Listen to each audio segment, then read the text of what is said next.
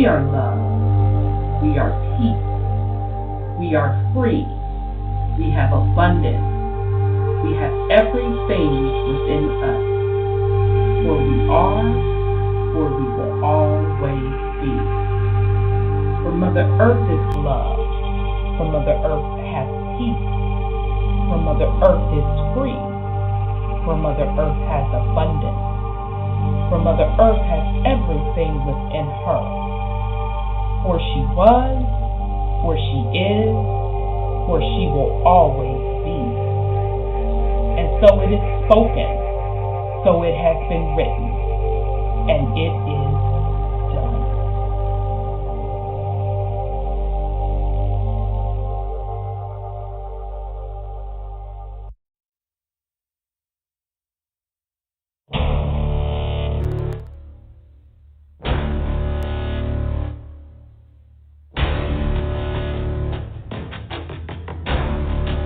You have entered into a dimension of truth, where time does not exist and illusions are shattered.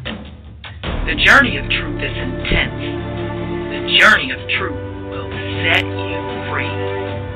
Consider this a warning as you enter the dimension of truth uncompromised.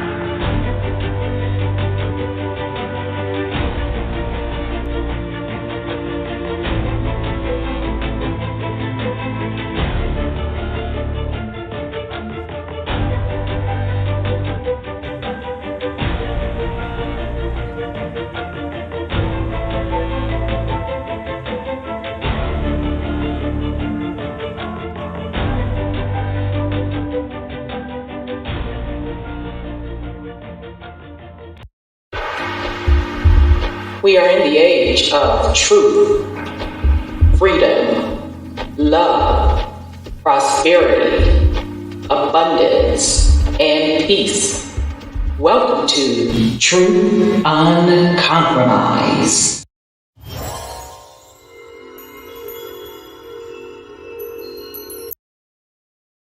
All right, family. Welcome to the Truth Uncompromised show. I am your host, Rhonda, and tonight is April 22nd.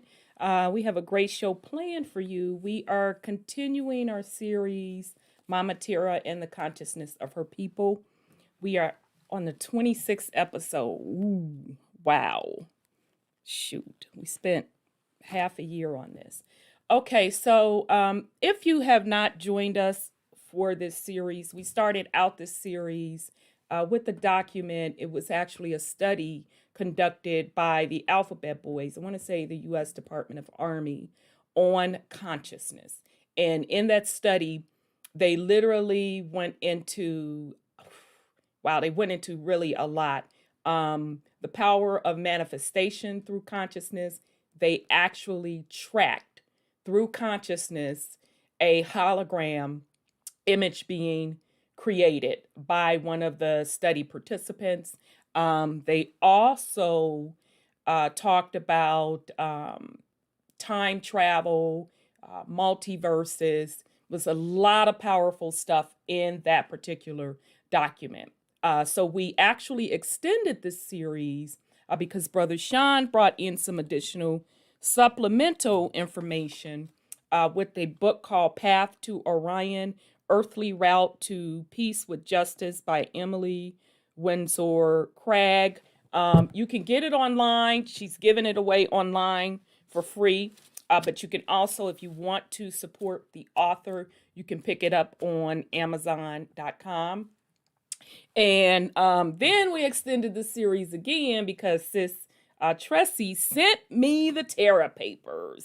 I have been looking for that for probably 3 years. It only comes in a PDF form because now the book is out of print. So both the one Path to Orion and Terra Papers, it is going into the ancient history of Earth. And Terra Papers now, which we're on now, is going through the Galactic Wars before these particular beings made it to Earth. Now, if you pick up Path to Orion, She's going to talk about the beings coming to Earth 450,000 years ago.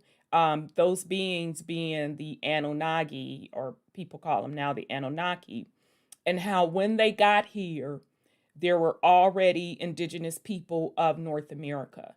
So in her book, she also explains about how they brought their total religious system, financial system, political system, etc. Okay. And interestingly enough, in her book, she talks about those different beings, specifically Yahweh. I know this hurts some people's feelings, and those people don't watch me anyway.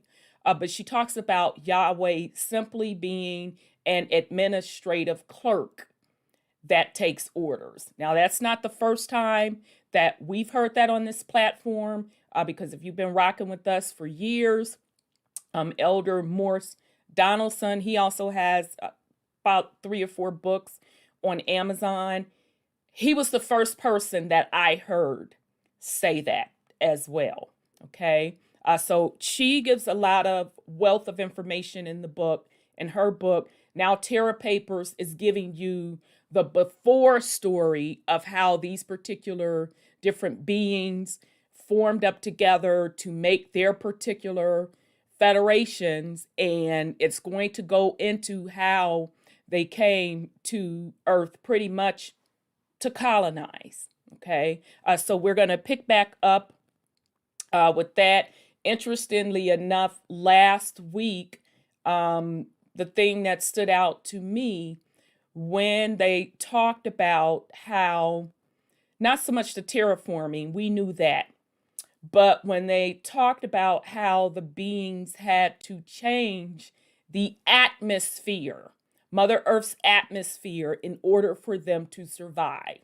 And then a light bulb went on for me saying, so you mean to tell me they've been chemtrailing since they've got here in order to survive this particular environment? So we're going to pick up where we left off with that. So let me give a quick shout out to the YouTube world. My son Scotty's in the building. We have Sis Black Pearl in the building. Sis Razzle Dazzle in the building. Who else do we have? I thought I saw somebody. Hey, Nuwa, it's good to see you. Yeah, it's good to see you. Peace and love, Sis Cheryl. It's good to see you as well. I see Sis Sandra, she's on the line. Sis, I'm so glad you got your YouTube game up. And then shout out to everybody else that's listening that's not in the chat. Okay, so the Raggedy Nightbot then showed up. So hopefully it acts right tonight. Okay, so I'm going to bring on my co-host. So yeah, we have to turn up.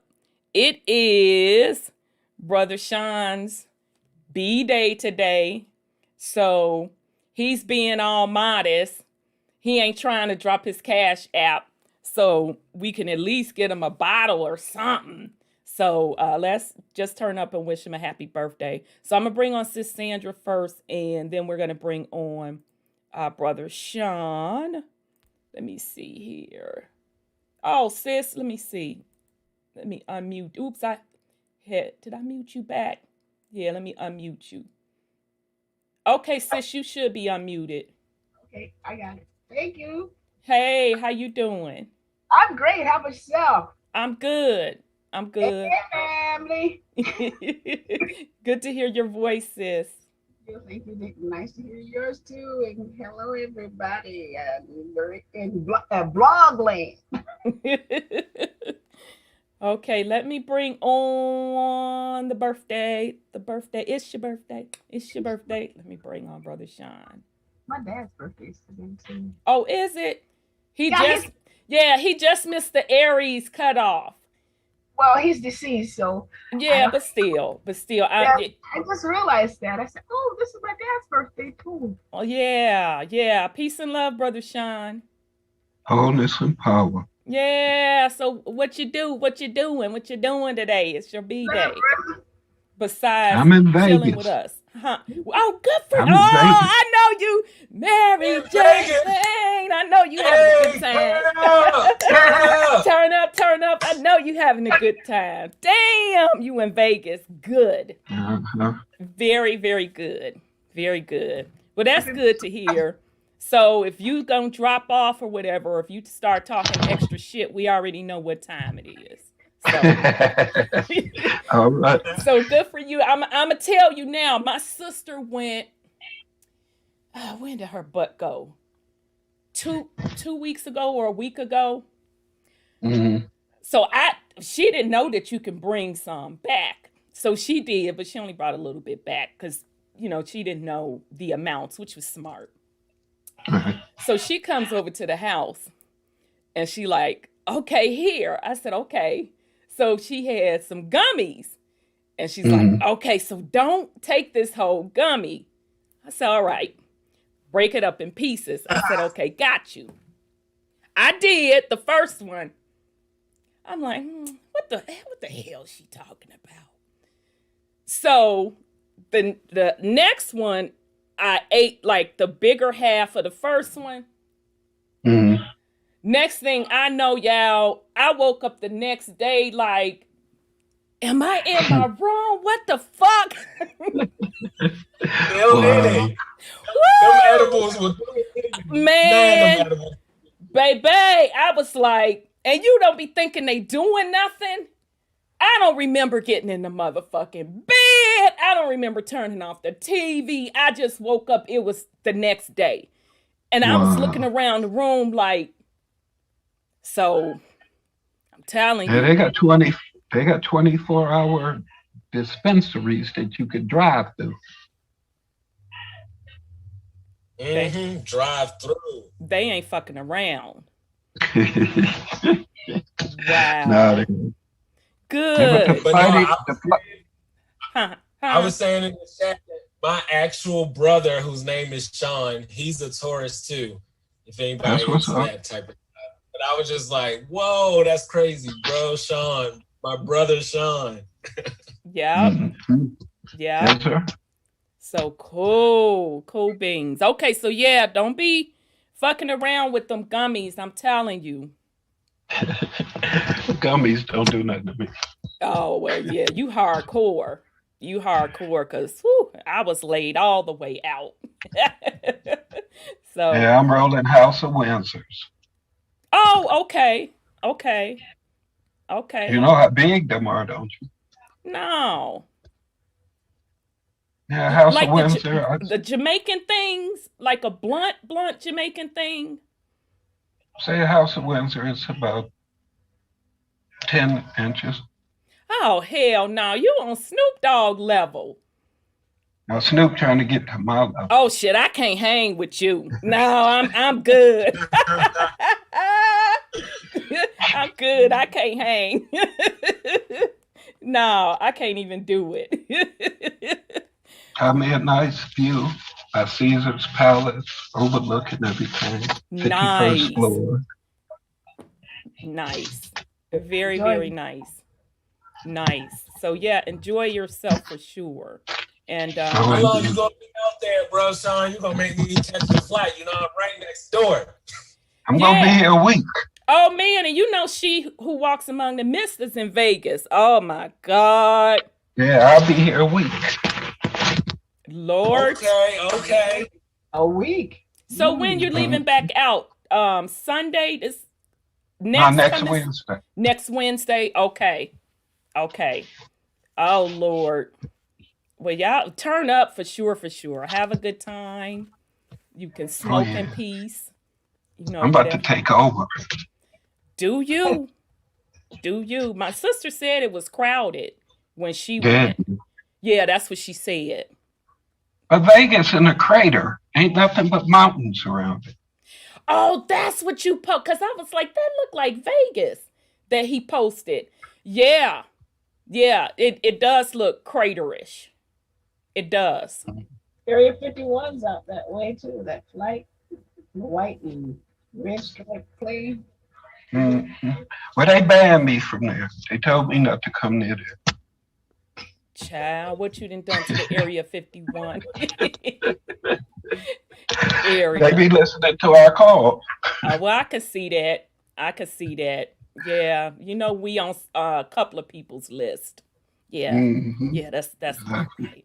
Yeah, that's about right. So good thing. Have a good time, for sure, and turn up. So they sending you shout out in the chat for your Thank you, Fanny. Because these motherfuckers out here. Yeah, for real. Oh yeah, I'm staying up the way. Definitely staying up the way. Yeah, for real. Because, they on some bullshit for sure. So peace and love, brother Scotty. My son Scotty. Good to hear your voice. Peace and love, y'all. Wholeness and power, bro. Okay, family. So, sis Sandra, we'll start with you. You have any go ahead on with the fuckery? Because it's a bunch of stuff. Here come New Wa coming in. You know what? I don't have a long enough piece of paper for all the crud that's going on this planet. Child, I know. I'm so tired. All the people killing themselves, killing their children, killing each other. I think it's them trying to get us anxious and have fear, because that's all they talk about. Some mama didn't kill the 6-year-old child. They didn't kill their 10-year-old kid. I'm like, come on, you guys, don't you have anything good to say about this place? Obviously, we're getting to a point of no return. Yeah. You either go the right way or you go the wrong way. Right. Yeah, it's really about our soul salvation. What we're going to do. Are we going to sign up for another go around of all this mess they pulling? They throwing away money to everybody with stimulus checks. And I'm saying, what do they want? What do they want? Why are they doing that? It's nothing free in the world. Why they keep we know that. Yep. There's nothing free.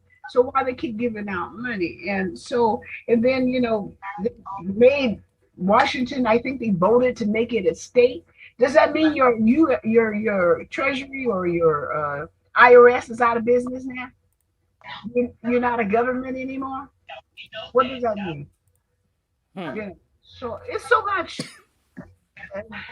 It's just too much. You can't tell your right foot from your left foot anymore with one of the stuff they're trying to put out on the planet. And I've been hearing so many bad things about them SS folks. I sent you something about that. Yeah, and I haven't had a chance to get to it. I was trying to get to it. I think they took it down. Oh, what? Yeah, I mean, it was some serious information in that video. So I tried to hook up to it yesterday, and they uploaded it, taking it down. So it's all about them Terra Papers, all about the consciousness stuff. It's all rolled up in one, and it's military who experienced it, who's telling the story. Yeah, mute your YouTube, sis. I think it is, unless it got unmuted. No, it's muted. Okay. Okay, because somebody is getting feedback. I hear feedback. Yeah. But I don't know who that would be. Oh, okay. I got it. Okay. All right. That's Brother Sean and his party birthday tournament. Okay. Yeah. Okay. Cool. So it's military repeating their experiences with them folks that you have in them Terra Papers. Yeah. So they wipe their memories out, but they tell the story of what they remembered. And all our beautiful sci-fi movies and sci-fi comic books and all that kind of stuff was CI. Was Lee, what's his name? Not Bruce Lee, but the one that died, the comic man. Stan Lee. Oh, Stan Lee. Yeah. The Avengers man. Yeah. He is a CI.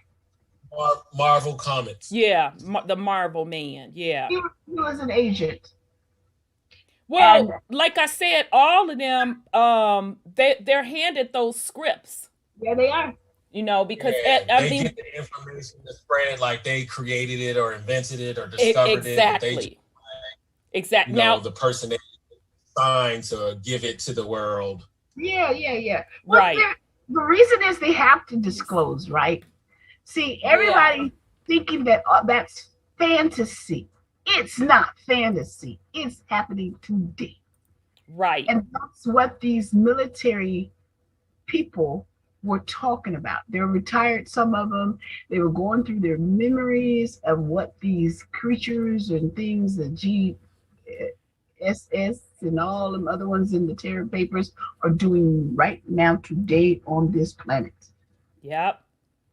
Right now. So those Terra Papers, you can give them a thumbs up and a bomb and whatever you want, because that stuff is truth. I agree. And Lucas, he did admit that he did not come up with that Star Wars stuff himself, that he got it out of ancient text. And I mean, pretty much the Death Star is described in the Terra Papers, but all of those sci-fi things, they're handed those scripts. Now, sure, they're modified a little bit, but they're pretty much handed that information because they're putting it out. It's more than entertainment, as we talked before. Brother Sean, I'm gonna unmute you, but you had a lot of background, so I'm gonna unmute you. Yeah, because I always be talking about the entertainment, the sports, the music, the movies, TV, all that stuff is like it's just a different part of the government. They all work together. Exactly. Like, it's all one and the same. But see, absolutely. The point is, when you sign up for the military, they take all of you. They don't take just your signature and your body. Yeah, yes, ma'am. Yes, ma'am. In any vaccine they want to give you, y'all know my allergies be acting up, winter or not, and we got to talk about that too. Yeah, any vaccine and stuff, they have no choice to take it. Y'all remember Vietnam War? That was before our time. I mean, my generation, I guess they were ending it when my generation was being born. Mm-hmm.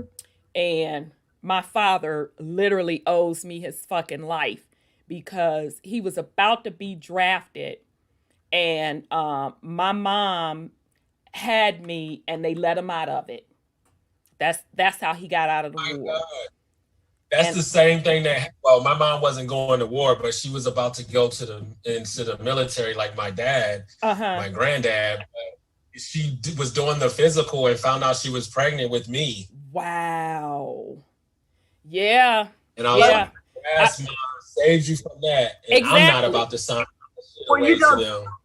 That's right. I'm sorry. Go ahead, sis. They did admit that those military men, one was a Navy, ex-Navy SEAL, and I don't know the branches of the other two that were speaking it. It was 2 men and a woman. Mm-hmm. It was if I say his name, they already take him off of YouTube all the time, but his name is Jaco, and Jaco, and they were they take you this mind altering place where they wipe out your memory, and they're super soldiers. He was I'm answering Razzle Dazzle.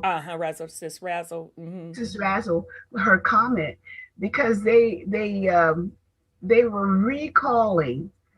You know, sometimes something would happen. They wake up out of a nightmare, and then these things would pop back up, because those med beds they're coming out with will only clear the post-traumatic stress syndromes for a short period of time, and at one time they'll come back at some time in the future. So these obviously are reliving it. There's a book out. One of them is writing a book about it, and I don't know if he deliberately took the post down. I passed it around to everybody, and one of the things they were talking about is how much junk they put in your trunk to change your DNA. And so when these hoochie coochies are coming out, that's exactly what they want to do. So they conquered this land, this planet. And they, in another video of his, they said, a lady said that when Atlantis fell, that's when they were here, they came. And that was the reason, one of the reasons why Atlantis fell, because they had battles for this planet. Yeah, I've heard that too. Yeah, I can't remember where I heard that. But yeah. So, so when you look at the things, like, I'm going to say something about the Bible. When you look at, they say that God, the earth is God's footstool. I'll say, it sounds metaphorical, right?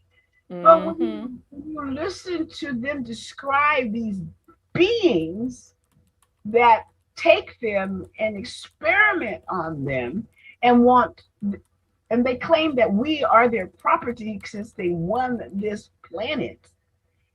They're like 70 feet tall. And I said, how tall is that? So anyway, so that's what they were talking about on that video. And I'm kind of sorry they took it down, because a lot more people needed to see that and wake up and stop going there to the hoochie coochie places. They're not going to do it, sis. I know it. Speaking of, it still cracks me up when you say that, because I think about voodoo when you say it that way. Well, it's pretty much because they changed it. True. Good point. Good point.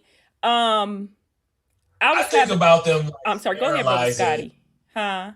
When she say that, I think of them like sterilizing. You know how they use the vaccines to sterilize. Well, you know what? Women.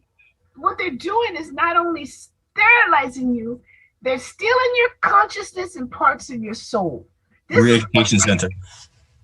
Yes. Hey, Nuwa, peace and love. Peace and love, family. Yeah, I had, because we've been getting hacked, so that's why I took a break off, because I realized it seems like they were attacking you because you let me in the last show. It seems like all that energy. Oh, I see what you're saying, because I was trying to watch you closely, because they've been snatching folks' identity, trying to come up here and everything. So good. I'm glad you made it on. So peace and love. Go ahead, brother. What were you saying?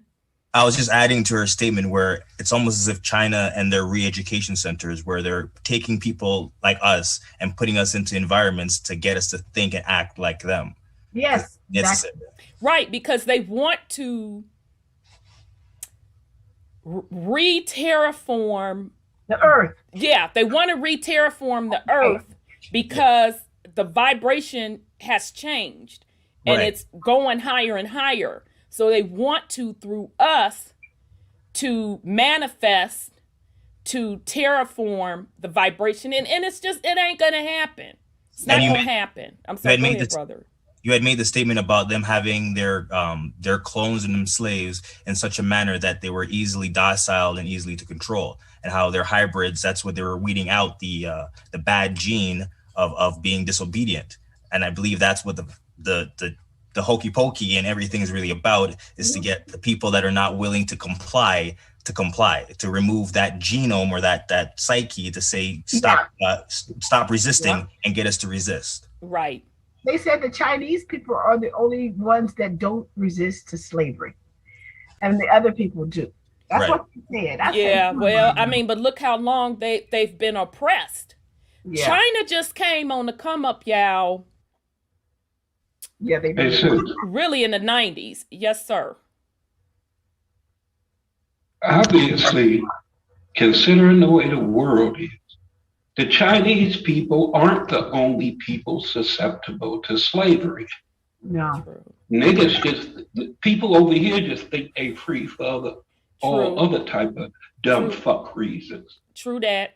Yeah. But they still engineering across the board. But I think it's obedience. It's really fear. It's fear. It's all being written about fear. Yeah. Period. Yep. And that came from the very giddy up with a new one. Yep. Now, people keep trying to go back to certain points in written history. No, you have to keep taking this all the way back to the beginning with who the fuckery began with. All these systems, all this bullshit, the Patriots and whoever the fuck else you want to name or talk about is a part of that. Ain't nan one of them motherfuckers acknowledged that shit. I don't give a fuck about the Patriots. They giving up little tidbits of information, but everything to steer things toward them. They say that they not using fear, but them motherfuckers using fear too. Oh, they gonna do this. Oh, they gonna do that. Possibly this, possibly that. But at the same time, these motherfuckers said all these people was dead and all this, that, and the other. Going to jail and and all they doing is getting money out of motherfuckers, selling you survival kits, gold, Bitcoin, all this motherfucking shit out of fear. Can't argue with you. Well, that's true, brother. Can't argue with you. Complete fuckery, period. The whole system has to go. So anything pertaining to the system is null and fucking void. I say destroy all that shit. Destroy it. You can't even reform it. It's no reconstruction. It's no reforming. It's not natural. I keep saying it's not natural. That's why it never works. That's why they have to keep remixing this shit. It's not natural. Right. Just like our people always placing blame and not accepting responsibility or accountability for shit. Let me get my church fan. Mm-hmm. You mean to tell me? Child, wait a minute, Sean. Let me get my motherfucking fan. God damn it. I'm ready. I'm ready. You mean to tell me it's all right for that girl to sit up and stab another girl? Two. Grown folks out there. People out there recording this. Yeah. And people are mad at the cop for saving the other girl's life. All people worried about is that miserable fat fuck that was about to kill that other little girl. She was. I call her that because she was much bigger than that other girl. She could have beat her. Yeah. But she go get a knife. Yeah, she could have. And plus the lady, the other young girl, because she sounded older. Because I don't know if y'all are getting the news clips that we're getting here. But the lady in the pink, she sounded older. And she had her motherfucking dog in her hand. So you means to tell me you can't beat that lady's ass. She much thinner than you. Plus she got her puppy in her hand. She could have fired up on her several times. But she was finna shank the shit out that lady. Because she has swung on the girl that got that fell to the ground. Had that girl not tripped and fell, she would have cut her. So supposedly and allegedly, I don't know this for sure, but people keep coming back telling me that the dude that was involved in the motherfucking fight that was trying to kick the girl that fell and was finna jump in and start wailing on her till the cops rolled up. That's supposedly her father, because they said her father was there. Mm-hmm. So now I don't know that for sure. That's just what the streets are saying. But I'm sorry, go ahead, Brother Sean. And because I'm seeing people sit up saying all of this stupid shit. And nobody wants to look at what's really happening. Everybody wants to keep blaming the white man. We're killing each other in record numbers. Exactly. And the only time is some sympathy or somebody should go to jail is when it's a white cop. It's unacceptable. Niggas are getting killed by their white friends that they hanging out with, getting high with, this, that, or the other. Right. You never hear anything about that. Right. It's only when it's a white cop. So it's okay for everybody else on the entire motherfucking planet to kill, quote unquote, black people. but not like us. I agree. I totally. And then today, right before I jumped on the air, I didn't get the complete story, but another melanated teen just killed another teen who was walking home. So I'm like, and I keep continuous to point this shit out. Where's the fucking outrage on the black on black crime? I'm like, y'all full of shit. You don't want to take accountability for your own neighborhoods. And like I said, fucking stop calling the police. If you worried about how you feel they're going to handle the situation, stop fucking calling the police and regulate your own block. But I'm sorry, that take too much responsibility. Mm-hmm. And you know that it's bullshit. White binary, like it got them so trapped that they just can't even see. Like, no, it's other niggas most of the time. Like, you can't just blame everything on this black-white binary, and people just can't get out of that. It's programming. They're programming them to do that.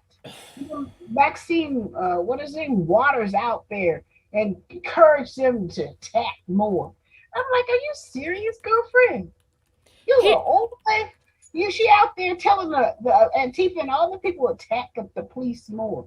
If she don't sit her auntie need to sit her ass down now. I'm trying not to be disrespectful, but she needs to sit her ass down with that foolishness. And I'm right with you, Proton. The girl should have stayed her, and I'm going to add something to it, motherfucking ass in the house. Now, those of us back in the day, like I said, we've all had those situations where group of girls say they gonna beat you up over some bullshit. That's just a part of teenage life. Now, how that shit should have went down was, okay, I'ma call my mom. First thing your mom gonna say, keep your motherfucking ass in that house, and she gonna come up off her job. I'm on my way home. And if you felt in danger, you call back. She gonna tell you to call the police. She gonna call the police, and she gonna tell the police she's on her motherfucking way. And when she pulled up in her driveway, that shit would have been squashed. And plus, she going over each girl's parents' house and say, we're not gonna have this. We're not gonna start this motherfucking foolishness. That's how that story should have ended.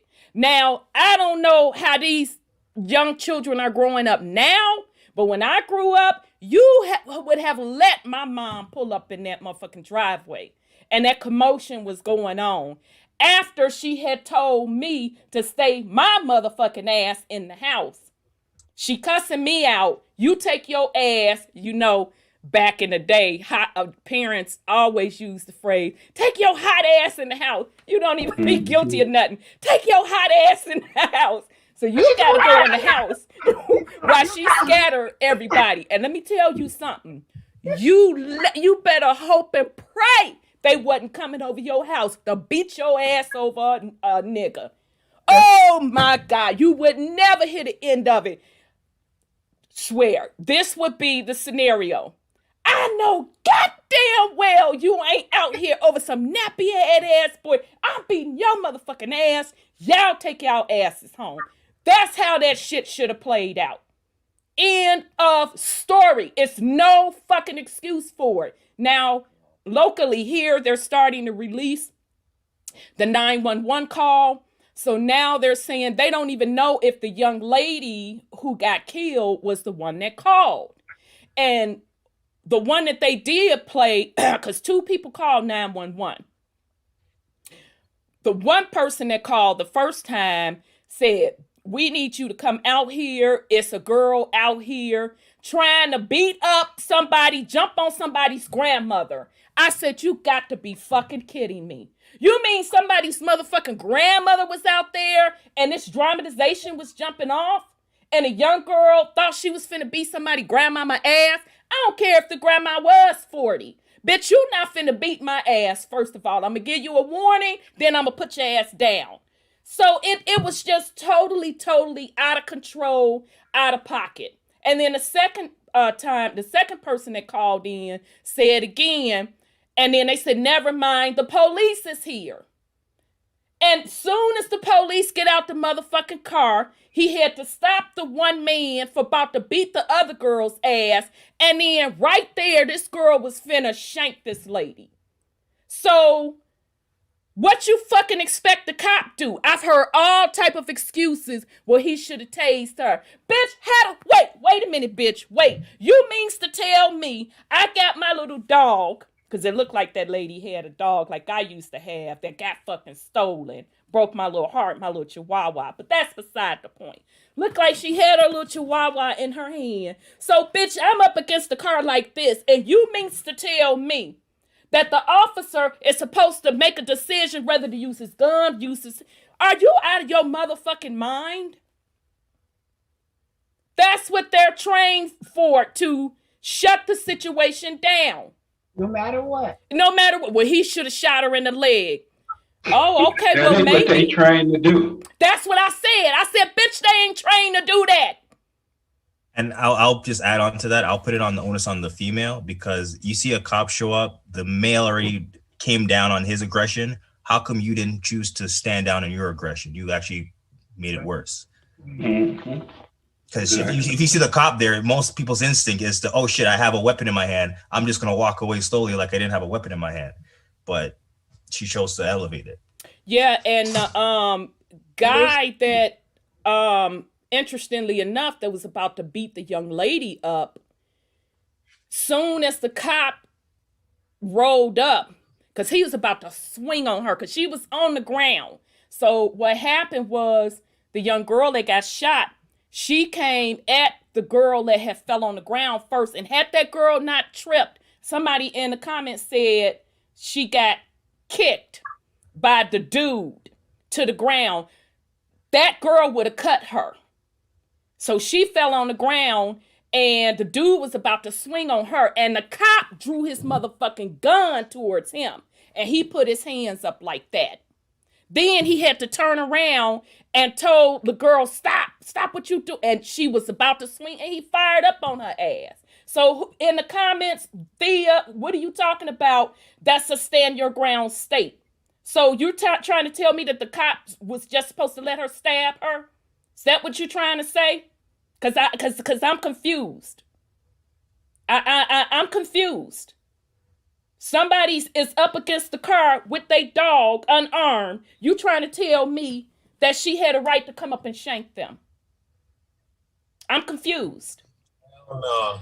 But I was also hearing that maybe the girl had mental health issues and that she was in like a foster home.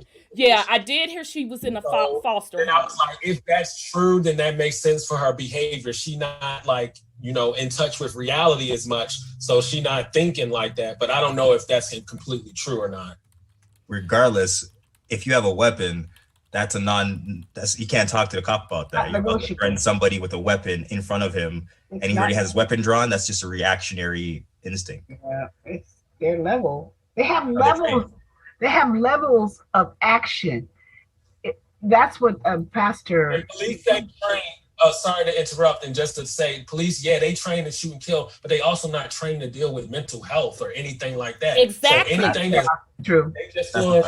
Exactly. And how's he supposed to know that? How's he supposed to know rolling up to the scene that she has mental health issues? She's a foster child. How the fuck? Matter of fact, when that man rolled up to the scene, fucking explain to me how he is supposed to know who is motherfucking whom. Please explain to me. Question. If he had hesitated and she did get stabbed, would they blame the cop for not putting her down? Yeah, they would be talking shit. So I want those that's talking that shit, let you be up against the car, motherfucking unarmed, with your little doggy in your hand and a bitch about to stab you. I want you to second think about, what you wanted the motherfucking cop to do. It's just ludicrous. I'm sorry. Go ahead on, Brother Sean. Okay. Even with the mental issues, how many motherfuckers in jail for doing dumb shit with mental issues? Surely is. It don't give you a fucking pass. If you running around killing people all willy-nilly, you got a fucking mental problem. There's something the fuck wrong with you. If you're running around raping people and doing all this dumb fuck shit that our people be doing to each other, it's something the fuck wrong with you. You got a mental problem. If you see a cop and you have a weapon in your hand and you still want to attack somebody, that's deep. Because she saw the cop. She saw the cop because he had his gun drawn when she had just swung the knife at the girl that fell. So she saw and then just that quick turned around and stabbed the other girl. So what the fuck are y'all talking about? The normal response is how dude responded. He was about to deal with the girl and he saw the cop. And what did he do? He stood down. That's a normal response. He stood down with a quickness. Right. And the cop didn't shoot him. Nope. Right. Nope. He literally, wait a minute. That nigga knew to put his hands up. Now he was just finna beat a teenager down. He was finna beat her ass on that ground. But that punk ass know to put them hands up when that cop rolled up.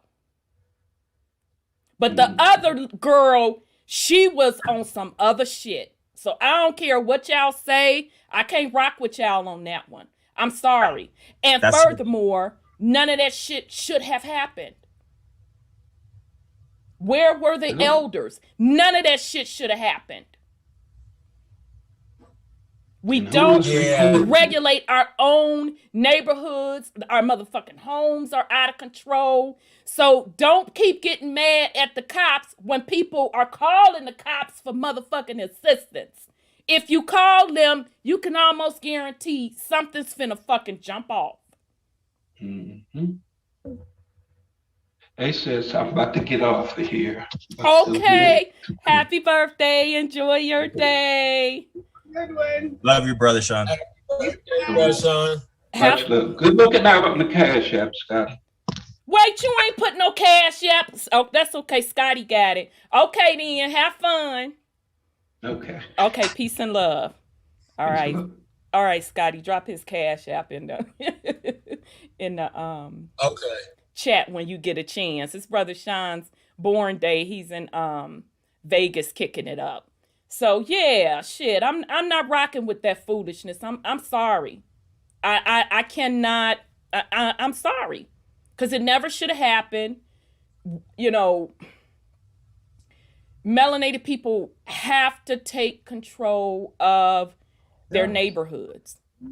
That's just the bottom line. You're asking someone that you continuously call an enemy to come help.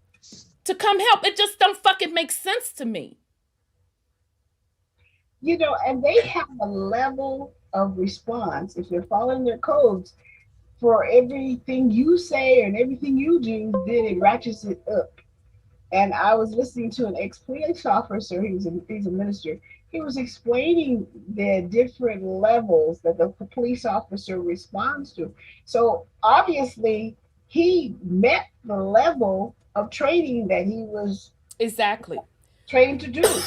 Now, I know you can blame it on color. They act differently in different areas. Yeah, they do. They don't act like that in their neighborhoods, but they do in our neighborhoods. Stop fucking calling them. If you know that, stop fucking calling them. Right. And then when you know they gonna show up, you gotta make a fucking decision how you're gonna conduct yourself. So I mean, I just don't know what people expect. I really don't. That was fucking senseless. And I would rather have a conversation about, you know, the root of the issue instead of let's put it on blaming the white cop. There was a lot of fucking blame to go around. And if that's true, that her father was either the man swinging on people or was standing in the audience, I'm so done. I cannot tell you how beyond done I am. Now, I don't know if that's for sure. That's just what the streets are saying. But either way, it's just unacceptable. There wasn't an adult in the situation, basically. Right. Now, according to the 911 call, even somebody's granny was out there because they were the ones calling in and saying that the girl is trying to jump somebody's granny. So it's just unacceptable. And if the adults don't regulate themselves, they don't show no type of example, don't step in to diffuse the situation, what do we expect out of these young folks? Yeah, I was just talking about this. There just seems to be like a distortion in the transference of like, wisdom, accountability, responsibility through the generations. Like, like myself, I can just look at my own family and see like my elders and then my younger people. I'm like, you know what? Actually, I feel like my generation we gotta like be the synthesis between that, because the young generation, like they don't have no traditions, no sense of like just being grounded in a foundation. The older generations seem sometimes to be out of touch and just holding on to archaic things, which doesn't, push it away the young generation. So I be feeling like a responsibility that like my generation, we have to like become like a synthesis between the two, like to understand you do need some traditions, but you do also need to be progressive. Right. I totally agree. And I know, just for me personally, to be real honest, it comes through the siblings passing on wisdom and game, to be really honest, especially if you have a couple, not even a couple of years, I would say 5 to 10 years gap in sibling age, that the younger generation will listen to their siblings quicker than they'll listen to their parents. So that's why it's important, when you are like the oldest in your family, to really set that example for your siblings. It's like extremely important. And there is a breakdown. And I know even in my generation, I know several people that, we grew up together, and they didn't grow up the way they wind up living their adult life because they got into the street life or got into drugs. And it's sad, because the aftermath, when they had children, you see their children suffer. And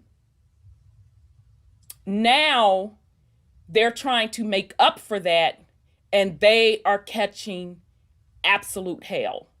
Absolute hell. We have that going on with one particular family member. And, when I was here in Columbus the first time, back in the day when I was like young, I was like really close with this. We're play cousins. So we were like really close or whatever. And she had children. I didn't, because she's older than me. So I watched her raise her young children, and she was a different type of mother. And then when I left Columbus, she went on the wayside, and she kind of lost her way. So she was literally supposed to, she had called me up, was like, oh, I need to get away. Can I come, stay with you for a little bit in Atlanta, me and the children? I'm like, yeah, come on. No big deal. She never did, of course. So fast forward to now, her children have children, and they caught hell. I didn't know that they caught hell like that. Even my baby sister really didn't know, because she was like keeping that away from us. So we didn't know.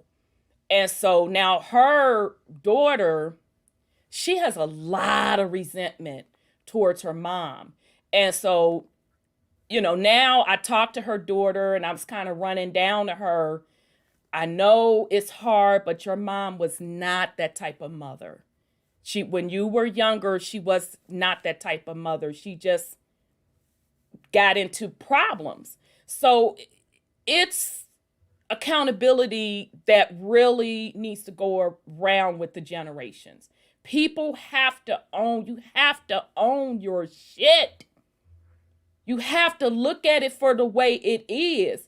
You know, your babies just don't wake up overnight and become XYZ. There's patterns to this shit. And people want to brush that shit up under the rug and put it on the child. Folks got to get real. They got to fucking grow up. Stop lying to the babies. Yeah, stop lying to these motherfucking babies. And I tried to have a conversation with my play cousin on it, and she's like, all up in the motherfucking church. And I be looking at her like, bitch, this is me. I know where your fucking skeletons are buried. Don't bring that Bible shit to me, because I will hurt your motherfucking feelings. I'm trying to bring to you something real, and you want some bullshit, because she doesn't want to face the core issues. And so now she's trying to school her daughter on what to do, what not to do. And her daughter like, bitch, you can go fuck yourself.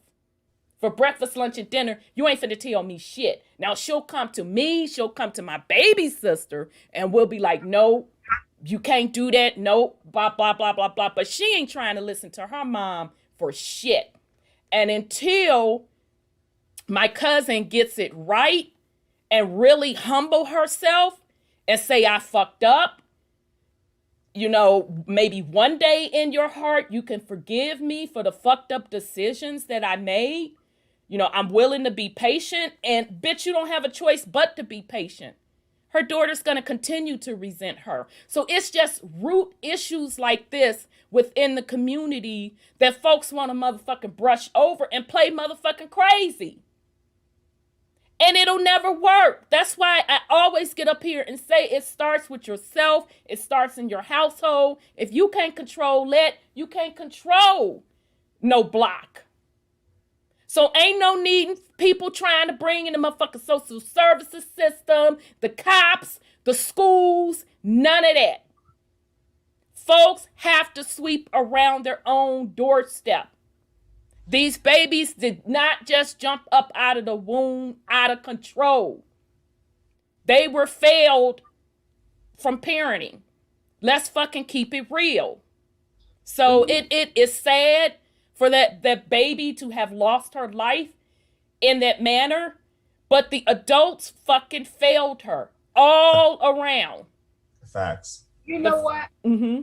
It's a programming. They don't want to take care of their children. They want the TV to take care of them. They want social media to take care of them. They want the telephones to take care of them. They're not taking time with their children to tell them stuff. So when you see them people violent on TV all the time, that makes the children violent too. They give them these cartoons, that's programming as well.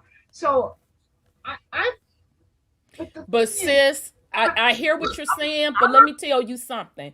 No amount of television media is going to override when you have consistency in your parenting. When you have a mother, a father, or even if the father ain't there, a mother, a uncle, your aunties, them, that's constantly giving you guidance, giving you love. Yeah, that's true. Your big mama and them. Because it out of everybody, let's say everybody was cracked, smoked the fuck out. At least what we had in our community was big mama. Now, bitch, you out here ripping and running in these streets. You bring these babies on in here. You take your ass out in them streets and do what you doing. Come on, let's be real.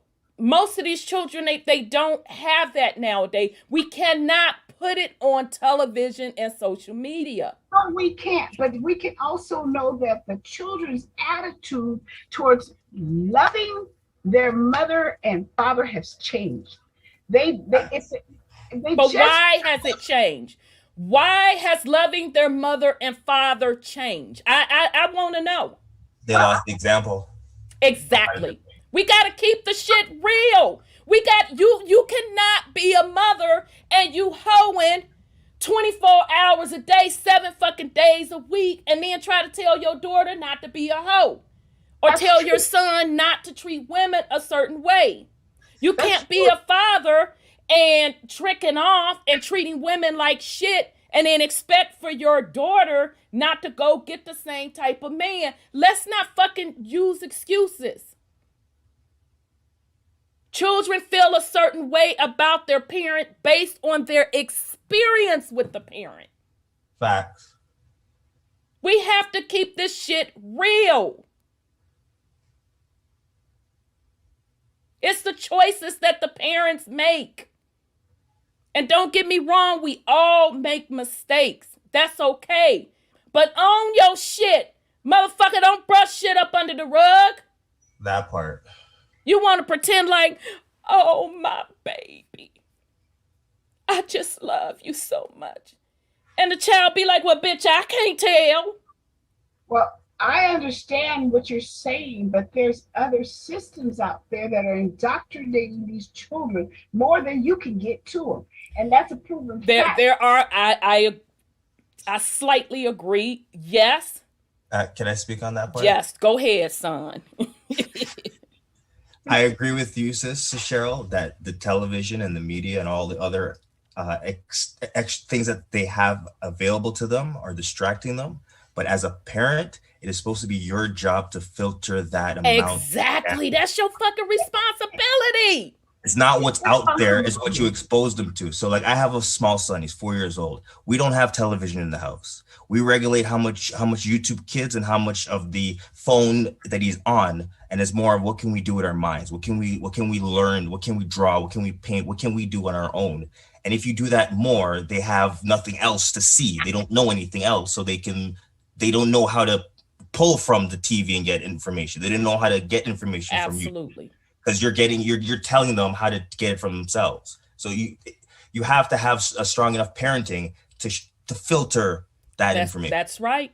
Because who's paying for the cable? Come on now, let's get motherfucking real. Who's paying the cell phone bill? Who's paying the data? Who's paying the exactly? Get the fuck out of here. Now, in my day, we didn't have cell phones. Baby, mama took the motherfucking phones out the house at work with her. She wasn't fucking playing.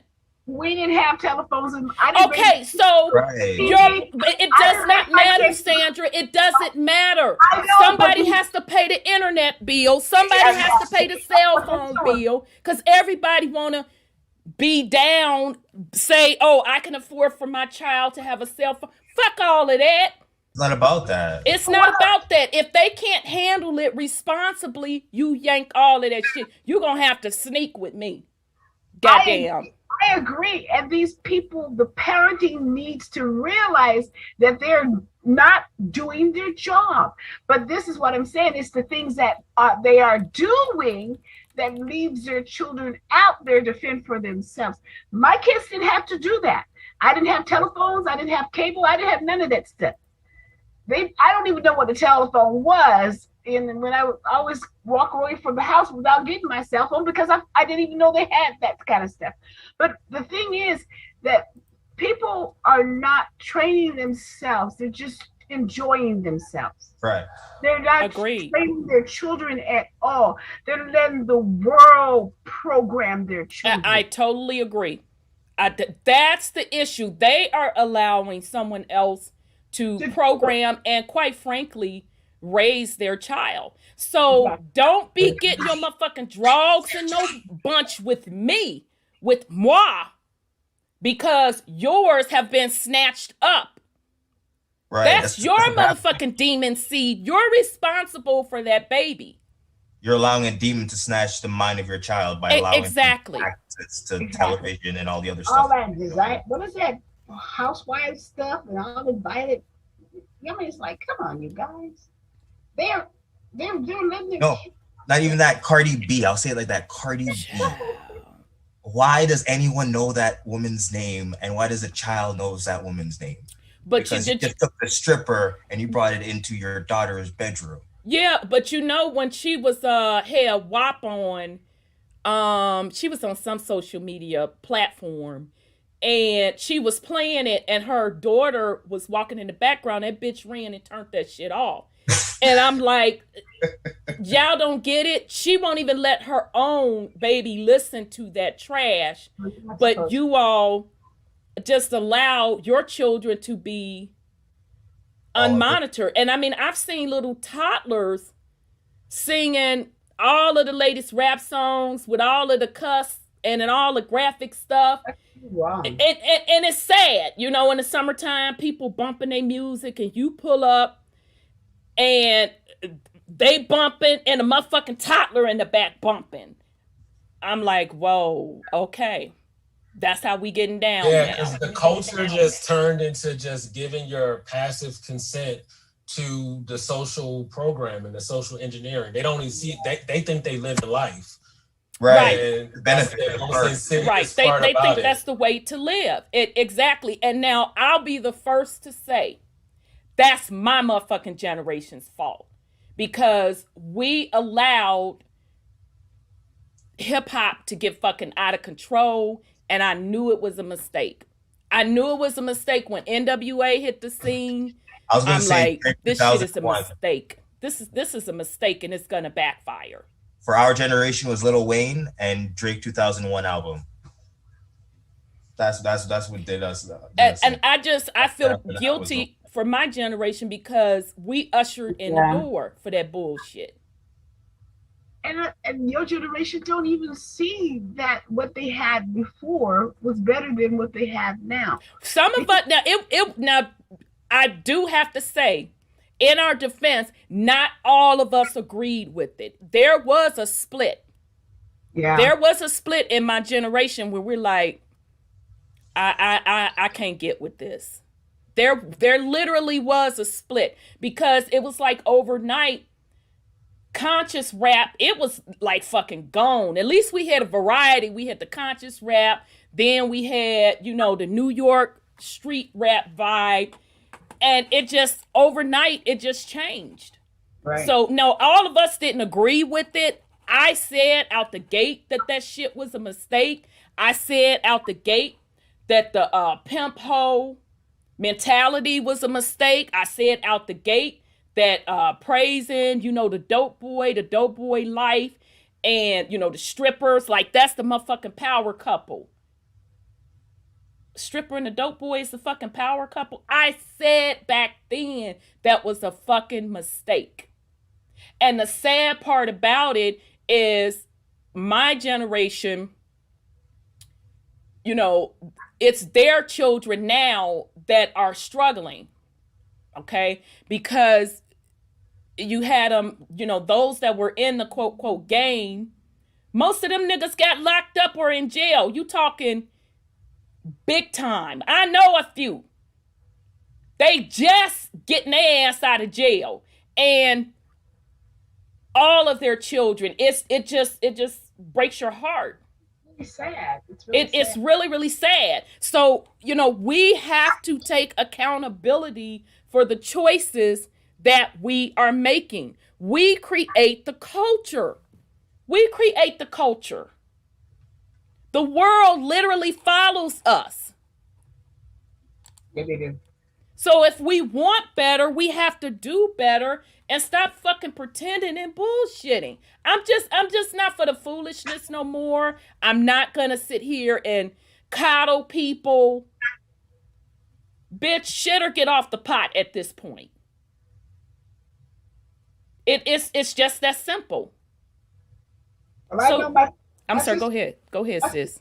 My sister and I used to talk about how the parents would be riding down the street with the music beeping so loud, and, you know, and with all this cussing and carrying on. I don't even know the groups they have anymore. Yeah, I know I'm out of touch, because I don't know none of the new stuff. Now, give me the old stuff, but I don't know none of the new stuff.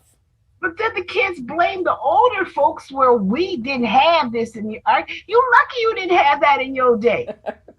You really are lucky. You don't know how blessed you are not to have had that crap in your day. Yeah. But then they blame the parents that didn't give them all that stuff. It's like a no-win situation. Yeah, it is a win situation, and I know I'm being old school. God damn it, it is. It's a win situation. It's gonna be the way the fuck I say it's gonna be. Because see, I'm not trying to be your friend. No, we're not. I want to second that. I don't give a fuck.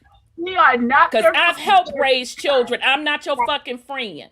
That's right. You gonna do what the fuck I say do in my motherfucking establishment.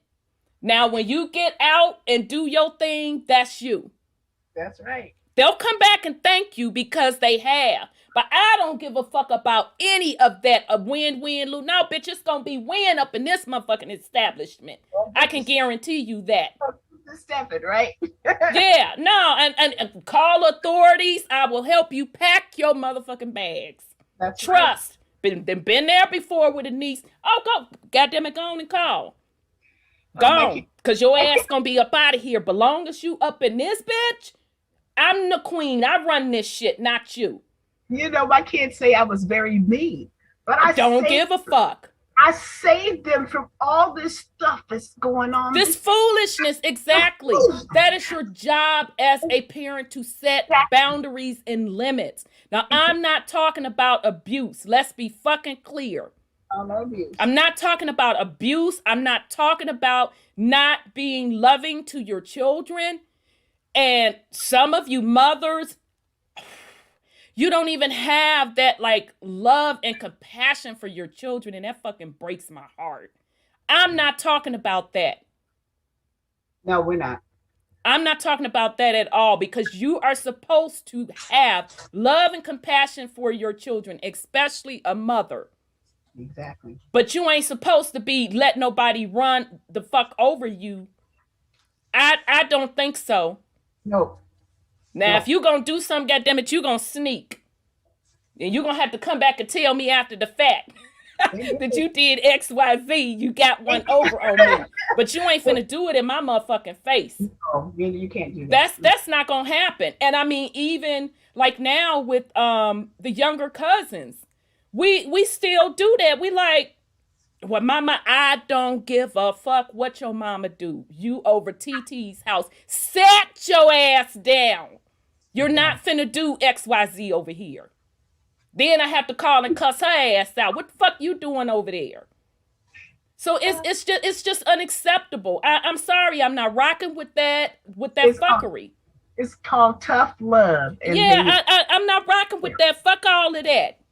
Yeah.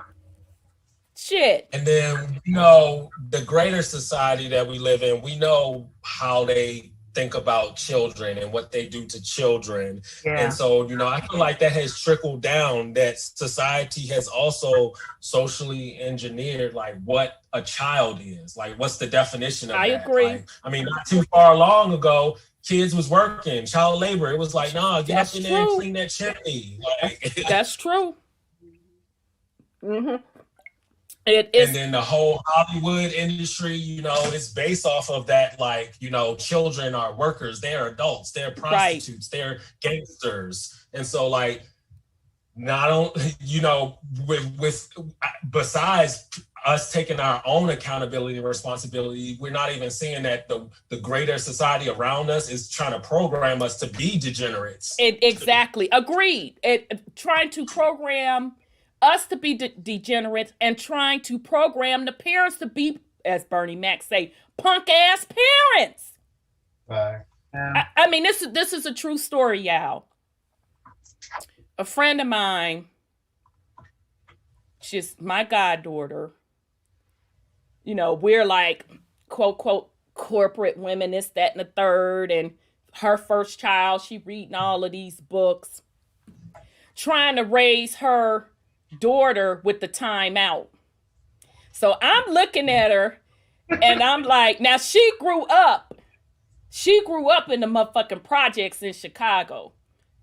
She made it out, did a great job for herself, married, this, that, and the third, had her first child. She wants to get bougie. And I told her, you need to stop pretending you bougie ghetto bitch. You from the projects. That's always going to be in you, and that's a good fucking thing.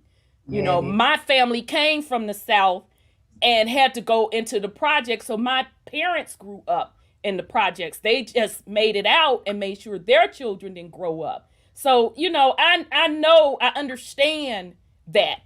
But you bougie ghetto, them projects never leave you. So, she gonna try to read all these white people books, right? For parenting. The timeouts and the this and the that and the this. So they came and stayed with me in Atlanta for the weekend. Child, that was some of the most hilarious shit. Because my niece at the time was her age, and my niece was living with me. So she trying to, okay, going to timeout such and so. And I'm looking at this bitch now. I'm like, bitch, you from Ida B. Wells in Chicago. Bitch, I know you not sitting up here with this timeout. So I'm like dying laughing inside. So the baby kept cutting up more and more because she's out of her environment. That's what children do. They're going to try to test you. Oh, let me see how far I can push it with mommy. Child, she was cutting up so bad. So the baby was on the stairs. And I was walking past, going to another room. And she was like, because one of her things of discipline was like, go to timeout. It's look me in the eyes. Look me in the eyes. And I'm like, this bitch has lost her mind. Telling the toddler to look her in the eyes to give her motherfucking explanation on her behavior. So this particular time that she didn't cut up for 2 motherfucking days in a row. So she on the stairs trying to bargain with this toddler who's clearly taking advantage of her. Look me in the eyes. Look me in the eyes. And the baby was still cutting up like. So finally the projects came out. She said, you know what? Now I'm going to beat your ass. Baby, I had to run into the other room and I fell out laughing. So she got her all the way together.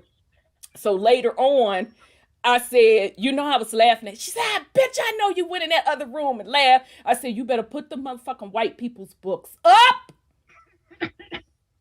and handle your daughter like you were handled. Your grandmother raised you. Your grandmother showed you love, but she put her foot in your ass. Look how far that taught you. You better stop fucking playing, confusing that girl. Because that's what you're doing.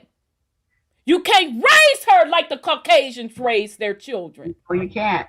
So stop fucking playing. Up the time of some look you in the motherfucking eyes, get in the corner, and she cutting the fuck up. Stop playing.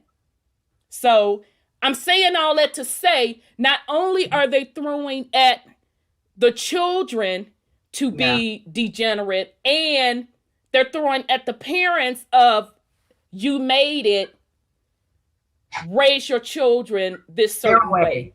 That's right. My daughter was the first one that told me about timeout. I'm like, what's that? Shit. Time is up and shit. My mom, she ain't finna give you no time. Shit, y'all know how it was. You see a motherfucking shoe upside your head. I'm not finna keep talking to you. I was too old. I didn't know anything about timeout. I didn't come up on those books raising my children. And see, some of them thought you because you didn't raise them the way them books go. But them books don't help. They don't. Not our people. You have to have the discipline because we got a strong-willed people. We have leaders that we have to make sure they grow up being leaders. Right. Instead of being in prisons. Right. And quiet as it's kept, even, you know, white folks that grew up with a certain, you know, brand of discipline, they fell into the trap too. I mean, I had a coworker back in the day whose son was coming in the house talking about he was going to whoop her ass and her husband's ass. Ooh. And I know this lady, she grew up like rough and tough for a white person. And I'm like, such and so, how you go from your son coming up in your establishment talking about he going to whoop your ass and your husband's ass. And you up on this motherfucking job, stressed out, can't do your work. But see, right, she said, quote, see, Rhonda, it's different for black people. You all don't. I said, you motherfucking right it is. You motherfucking right, but that's your fault. You trying to follow your peers, and now your son is up in your household running shit. So it's just a hot mess overall, but you know, people have to take accountability. Parents have to take accountability. People have to take accountability for self. And, you know, we are a reflection of these babies. Right. I'm sorry. I'm not going to just sit here and put it on the babies. Oh, they didn't know. those babies are a reflection of us. So, you know, I'm really sorry that baby lost her life. I'm sorry. Go ahead, brother. I just want to add, these babies are also smart. They are so smart. And, you know, parents, you know, you may biologically they're yours, but you don't own them. They come through you as a vessel. And so like I had a roommate that had a baby, you know, and she wasn't like reading books or nothing, but she was doing these same similar things. And I'm like, you know, of course, where did they get that from? TVs and movies. Mm-hmm. Like she was doing a thing where she was doing a countdown for her toddler. And like, it was so ridiculous because he never listened, and he learned eventually how to like manipulate her. Exactly. Like, and that's exactly what they're doing. Yeah. So it's like, you can't rely on these weak ass tactics. You need to go into your intuition, into your like what you really know. Like, this world is not meant to nurture a child. Exactly. It's the parents' responsibility. It truly, truly, truly is. I totally agree. I totally agree. All right, y'all. So I know we didn't ran on that topic long, but I knew it was going to be long because of what jumped off. So let me get to tonight's topic. I gotta find the file first, y'all. I know I put it somewhere. Wait a minute. Okay. Oh, let me Brother Sean he was able to send a link for Terra Papers. So that's the link. Let me try to see if I can get to it with that link. Oh, no, wait a minute, y'all. Shit, that was something else I wanted to show. All right, wait a minute. That's okay. You can still look at that link because it ties into what we're talking about tonight. But I think this is the Terra Papers link. I'll drop it in the chat because I know some people reached out, and that was just a document that Sis has sent to me.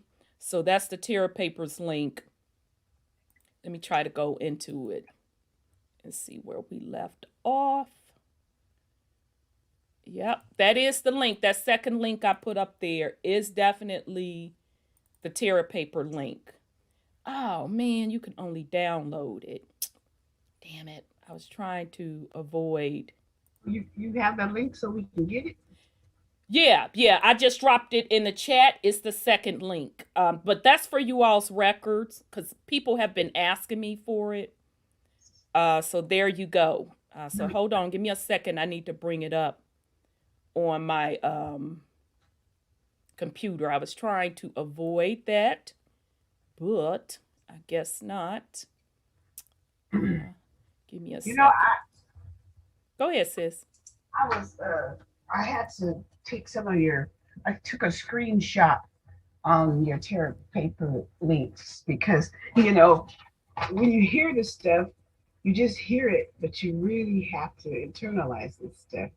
So when that other video I was sending you, when they start talking, I had the names off of the shot, and I knew exactly who he was talking about. Damn, and you said that's the one they took down? Sis, doggone it. I said, because I was going to listen to it tomorrow. I have more time on the weekend to do stuff.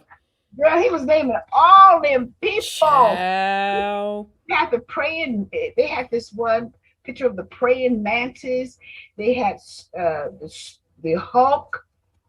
They had all of the superheroes where they were shooting them with some goop to make them that and give him the suit that when they put it on them, it stuck them everywhere. That's what they were talking about. Mm-hmm. Getting into those suits, those superhero suits. So they made them super soldiers, but these entities was doing it. The SS and all them people that you talked about on that tour. Dang. Man, I hate I couldn't get to it before they took it I down. wish you had a. It was really, my son uses, because he was into the Muslim movement, right? Mm-hmm. And he used one of the names for himself. And I was so happy when you put that up there. I took a screenshot of that, the SS and the Asaras and all that kind of stuff, so he can understand where those names come from. Yep. I assume that when he was in the Muslim stuff, they put those names up them for them to choose. Got you. Yeah, that's a good point. Did you ask him that, sis? I haven't asked. Well, I know that's where he got it from. I'm sure that's where he got it from. But the problem is, they don't listen to you. Child. They want to listen to Muhammad and all those people. So when I got that, I took a screenshot of this Terra Papers, and it had that Azar and all that kind of stuff, the SS and all that kind of stuff. And I sent it to him. I said, "This is who you're naming yourself after." Child. So it was really very informative. Yeah, well, that's good because, we've talked about that several times on this particular platform about people, taking on these titles and not really understanding the origins. And I told people, be careful of the titles that you take on because they have energy associated with it. Yeah. And these people right now, those entities are wanting to take us in control because they captured this planet. Right. And people just don't get it. Right. Even like last week, we read in the Terra Papers that Inky is a title. That's literally a title. And you have people walking around worshiping Inky and wanting a windmill for Inky as a sky daddy, and that's a fucking title. Mm-hmm. Just like Anu, people thinking Anu was the top dog, and Anu got inherited that position. So, people just don't. Sis. Oh, child. Sorry, go ahead, sweetie. That's no different than your presidency because they don't care who is president. Mm-hmm. It can be anybody. They just care that it's the presidency still has intact and they still worship that You better seat. follow that script. Right. You better follow the script.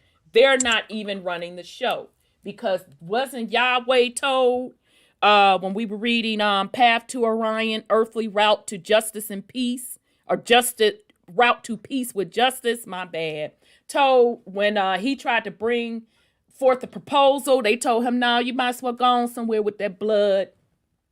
And you just go on and keep doing it the way we're telling you to do it until you retire. And you literally have people, oh, Jesus isn't his real name. It's not Jesus, it's Yahweh. It ain't even that. Because folks want to look up to something. They want to worship something outside of self. And that's why folks keep getting stuck in these cycles.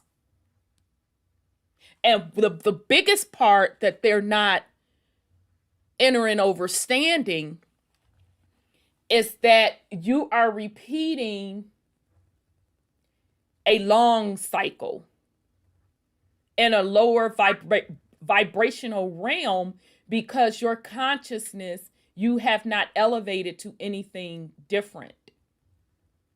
So you keep coming back into the realm to experience either the same stuff that you experienced before, thinking you're going to get something different, or thinking you're going to have a new experience. That's the one thing we talked about, the consciousness, putting it in the box. These entities actually take the consciousness. They take pieces of it. They take pieces of the soul as well and put it in clones. So that's probably why we have so many so-called arrests being made, and then we still see the person walking around.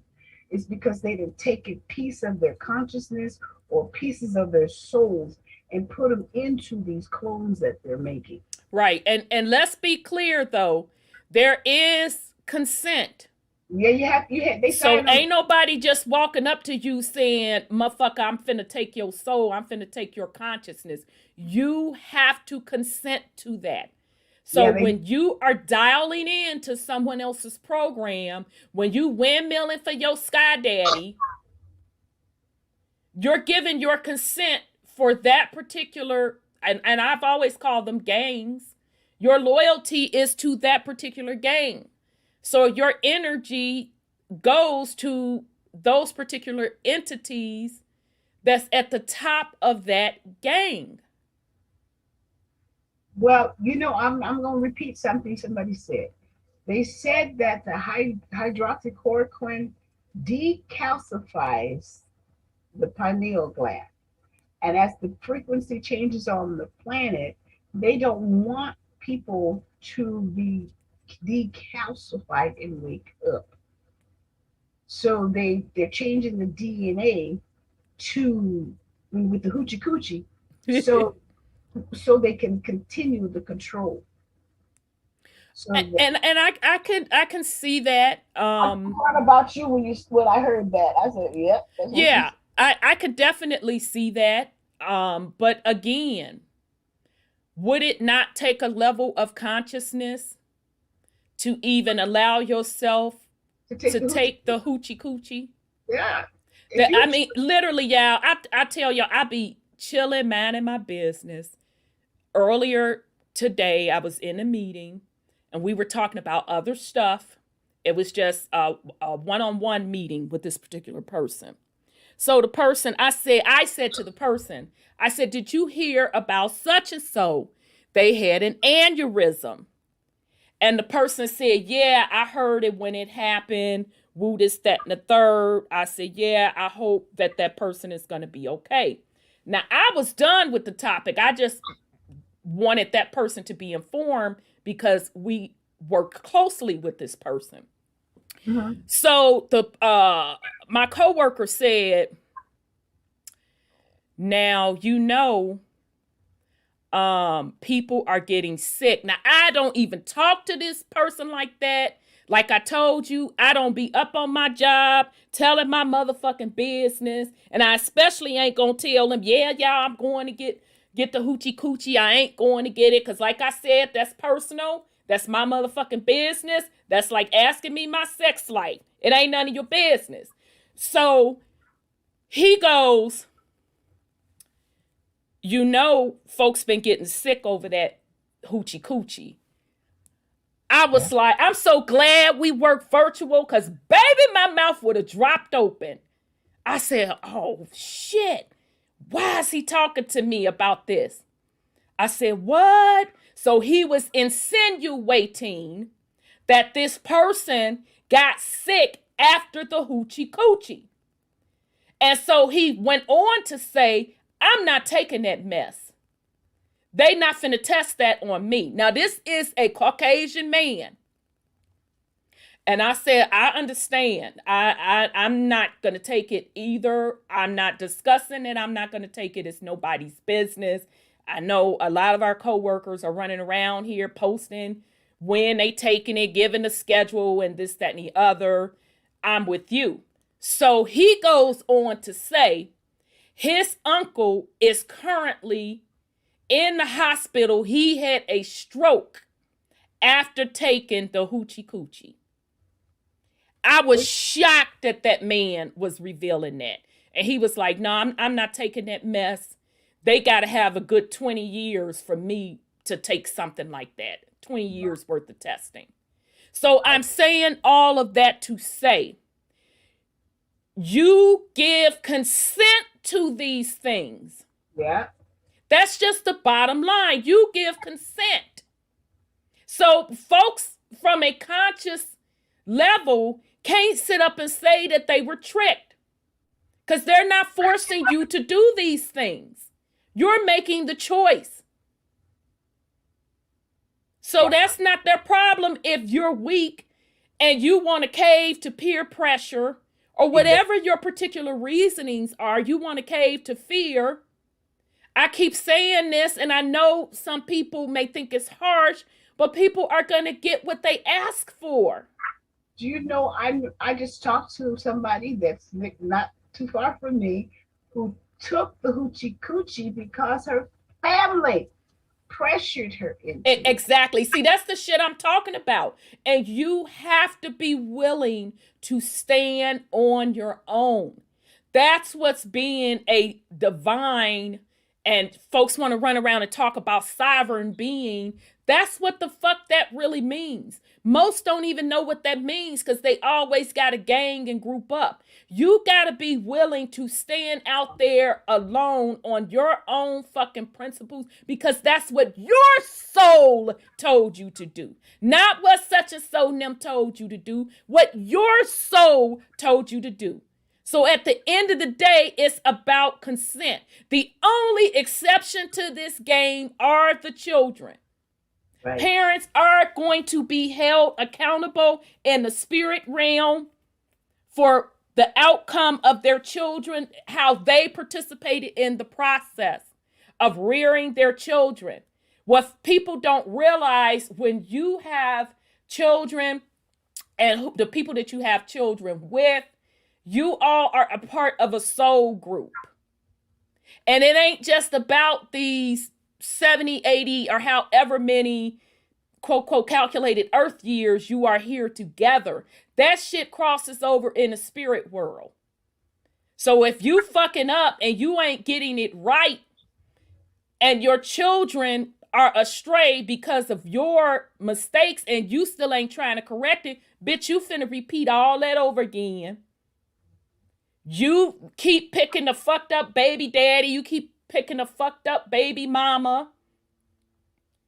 Going through this drama, y'all bringing these souls into the world. Just know, y'all all gonna repeat that shit right on again. It's just gonna be in different forms, but it's gonna be the same bullshit. So, I'm sorry, go ahead. Well, I just wanted to say the outcome is not very good, because they look like they death warmed over, and they're saying that they have blood clots. Yeah, now that was the other thing. Yeah, that's what I heard too. And women, we're really susceptible to blood clots because of our hormones. What's a woman? That makes sense. Mm-hmm. And she said she had them before, so she know what they feel like. And her leg was hurting her really bad. I said, you need to check with your doctor. Yeah, because I had one. I'm sorry. Go ahead, Brother Scotty. I had one of my female friends who, like, her aunt took the hoochie coochie, and she was saying that she posted that, like, it was triggering her other female relatives' cycle. And then I looked at the comments, and other women were saying the same thing. Really? And then, that Johnson & Johnson one was linked to the cancer, ovarian cancer and stuff. So I'm like, they have programmed this to, like, affect, like, your genitals, reproductive. Your reproduction. Like that. And she took it. She took that. Well, that would make sense then if there's side effects with blood clots, then, and it's women would be susceptible to that. That would make sense. Yeah, but I said, why'd you do that? Well, they said I was going to die. I thought to myself, you're gonna die anyway on this stuff. Well, like again, I've said time and time again, they are making that choice. They are. They're making. I mean, I have it in my own family. My sister talked to her mom, talked to her granny about it. Both of them already have pre-conditions, and they both went and got it. No matter how much she talked to them. So, people are making those choices on their own, And they have to, they will own the consequences of it. Yeah, I know. You know, my son is a pharmacy tech, right? You know, the one that comes on the show. Mm-hmm. And he said they lighted up. He said, you see all these people. They know the consequences. They want to take it. Well, it is what it is. Shit, I always say it. I'm not finna argue about it. I'm not finna keep discussing it. These are people's choices. And who the fuck am I? Because that's why I don't talk about it, you know, publicly to folks, because I'm not having those discussions with people, because it's none of their business what I do with my body. That's just the bottom line. So if I'm not discussing what I'm doing, who the fuck am I to discuss what they're doing? That's not my place. It's just not my place. That's their choice. It is what it is. But yeah, I was just shocked that my coworker had brought that up, because I didn't bring it up. I was just telling him that such and so had got sick, and it just so happened to come up. And I know that wasn't nothing but that's just the way the energy moves for him to talk about that with me and, you know, disclose one of his relatives he feels having side effects from it. So I'm saying all that to say, don't think that everybody is asleep. Everybody is not asleep. And matter of fact, if everybody was asleep, do you think they would be going through all this motherfucking effort? See all them ads for us? Are they paying buku bucks to advertise that we come and take that stuff? Yeah. So obviously everybody ain't asleep. Yeah, it's a mixture of, you know, fear mongering mixed with the marketing. Because, like, I swear, like, you know, the place where I go to get, you know, tested for, you know, whatever tests and stuff, they sending me emails. Hey, come get your free COVID. And I'm like, I don't like, oh, it's free. You know, people love free. Like, right. And when has anything ever been free? Government. Right. When has anything ever been free? It's like global guinea pigs. Like, ain't nothing been free. Shit, you can't even go get a free flu shot. And they giving this away free. Right. I ain't never known them to distribute nothing free unless you roll up into the clinic and you got to play pour it in the motherfucker to get something free up in that. So you know, people get what they get. I mean, I just don't know what else more to say about it. I mean, you know, you can't live without paying taxes, right? So why don't people put reasoning together? They can't even reason it out. That's their reasoning is their reasoning, and that's their motherfucking business for their reasoning. I mean, truly, I'm over it. That's their choice. That's their choice. They're talking regret now, and I hear I care nothing about that. Take it up with the people that administered that to you. I don't give a fuck about none of that. You made that choice, so now you have to live with it.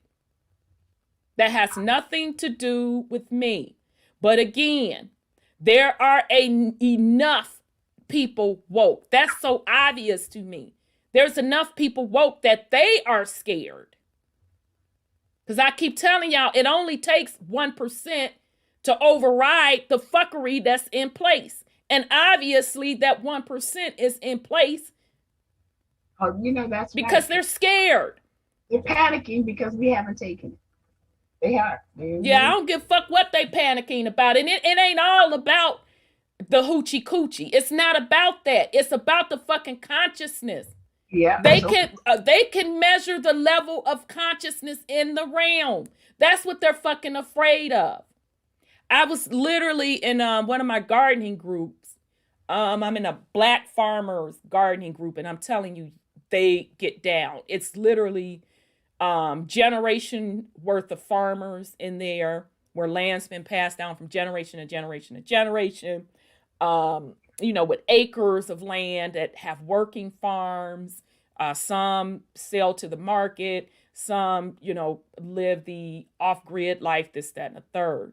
So I've even seen in this group where these people know who they are from an indigenous people's standpoint.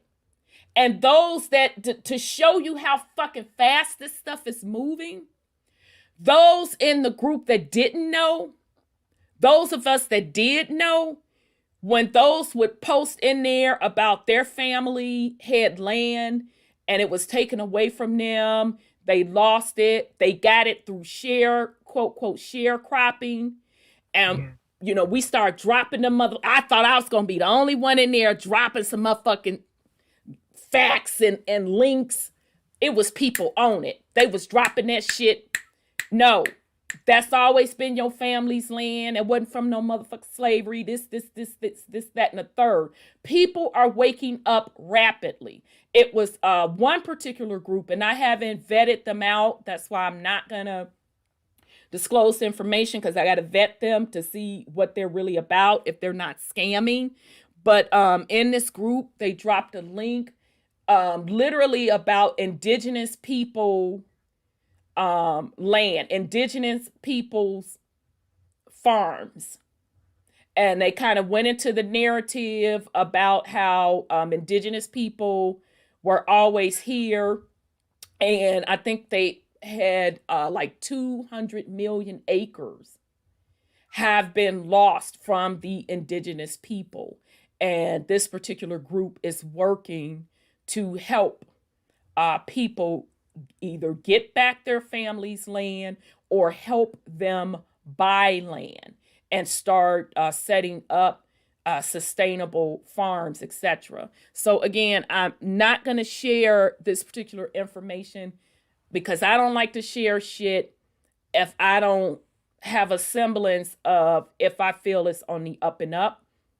But I'm saying all this to say, I keep saying this, it does not take 99%. It's the opposite. It takes the 1%. Fucking focus on the 1%. The rest will catch up. I'm not going to waste my time with a sign screaming, please, please, please get your shit together, when I should be focusing on creating myself as a creator and linking up and creating with the 1%. That's how you move things. You don't move it with keep marching, walking, talking, trying to wake up the 90%. They'll fucking catch up. They're gonna. Start with yourself. Move within your circle with the 1% and keep it fucking pushing. I'm telling you. We have them right where we need them. Just finish the shit up. Stop talking. Get going. Finish it up. Keep it moving. Guess who owns most of the farmland? I already know that. Yeah, Yeah, I said. I mean, that's nothing new. No. He's not the first one that went out and bought up farmland like that. Before him was the CNN Ted man. Oh, Ted Turner. Yeah. So we already know what the playbook is. You know, they already talking about that we're going to be water short this summer in California. That's another playbook. You know, so we had a nice mild spring, but they're now saying that we're going to have water shortages. Yeah, well, again, I keep saying this, and I'm going to keep saying it because one thing you can't say, you may think I'm crazy as batshit, and that's okay. I'll own that. I don't give a fuck. I know exactly why I do what I do, when I do it, and how I do it. If you depend on a system for your livelihood, a system that does not have your best interests at heart, why are you fucking surprised when they bite you? Now is the time to get your shit together and start learning to live sustainably. Yeah, because they gonna charge for the water and all that kind of stuff. They already charging for the water and all of that. No, in California is high as it is. Now they're gonna get higher. That's what I'm just saying. Yeah. Because they laid out the game plan already by telling you we're gonna have water shortages. I said, okay, you and your water shortages. Right. And this is the first time we've ever had. No, it's not. No, I've been knowing my brother's been in Cali since he came up out of college, mid-90s. Mm-hmm. So I've been visiting back and forth to Cali since then. So I've seen the evolution of Cali. Cali has always had water issues. Always had water issues. Matter of fact, I ran across an article, and I'm pissed with myself because now I can't find it again, where they were talking about, I may have even read it on the air, where they were talking about how this one gentleman who had got some land in Cali, and he diverted the water because it was a big old lake running up the coast of Cali. And he diverted the water for his farm. And so he drained that lake. And they showed on the map that particular lake. So I say again, if you depend on a system for your livelihood that does not have your best interests at heart, that was not built for you, what the fuck do you expect? People not making no type of preparations, not even simple stuff. I mean, the pandemic already showed you that was the testing ground for a shutdown. They literally put in your face the vulnerability of their supply chain demand system. They put it in your fucking face. This morning, they were talking about look for more shortages on toilet paper, this, that, and the third. And look for higher prices. So again, if you depend on a system, you're not preparing yourself, you get what you get. Sorry. It is what sorry, not sorry. Shit, it is what it is. And they're blocking the shipping. They call it accidents. I don't know how many accidents they're going to have before they cut it all down, but that evergreen, whatever, they did that one. They did one off of Florida. And LA, they have them backed up too. Well, I remember when that happened last time, that was when the dollar was on the verge of crashing then, because what happened was when those countries were coming in, they didn't want to settle the shipments in dollars because the dollar has no value. It's in negative territory. Okay. And I've been telling y'all that, we're at that point again. Yeah, we're at that point again. So if they're talking about there's blocking at the ports, I'm willing to bet that's what's going on. Exactly. And because last time that happened, because Brother Wendell and I, we literally went to each port and we were tracking the shipments, and we saw the shit still sitting in the sea. Yeah, they're in the ocean out there. You can see the ships over in the distance. Okay, yeah, because that's what they did last time. So wouldn't that make sense why it's a shortage? Yeah. Oh, okay. Trying to do a global reset on the currency. You're not trying to, they are. They're doing it, yeah. They are doing it. They definitely are doing it. So, I mean, it is what it is. But folks have a choice in the matter. But all of it has to go. The entire system, it needs to go. And they need to go. But in the meantime, folks are supposed to be that 1%, supposed to be planning. And that starts with yourself and your family first. I've been saying that shit for years. So when the pandemic jumped off, I had toilet paper to wipe my ass. I had my motherfucking supplies.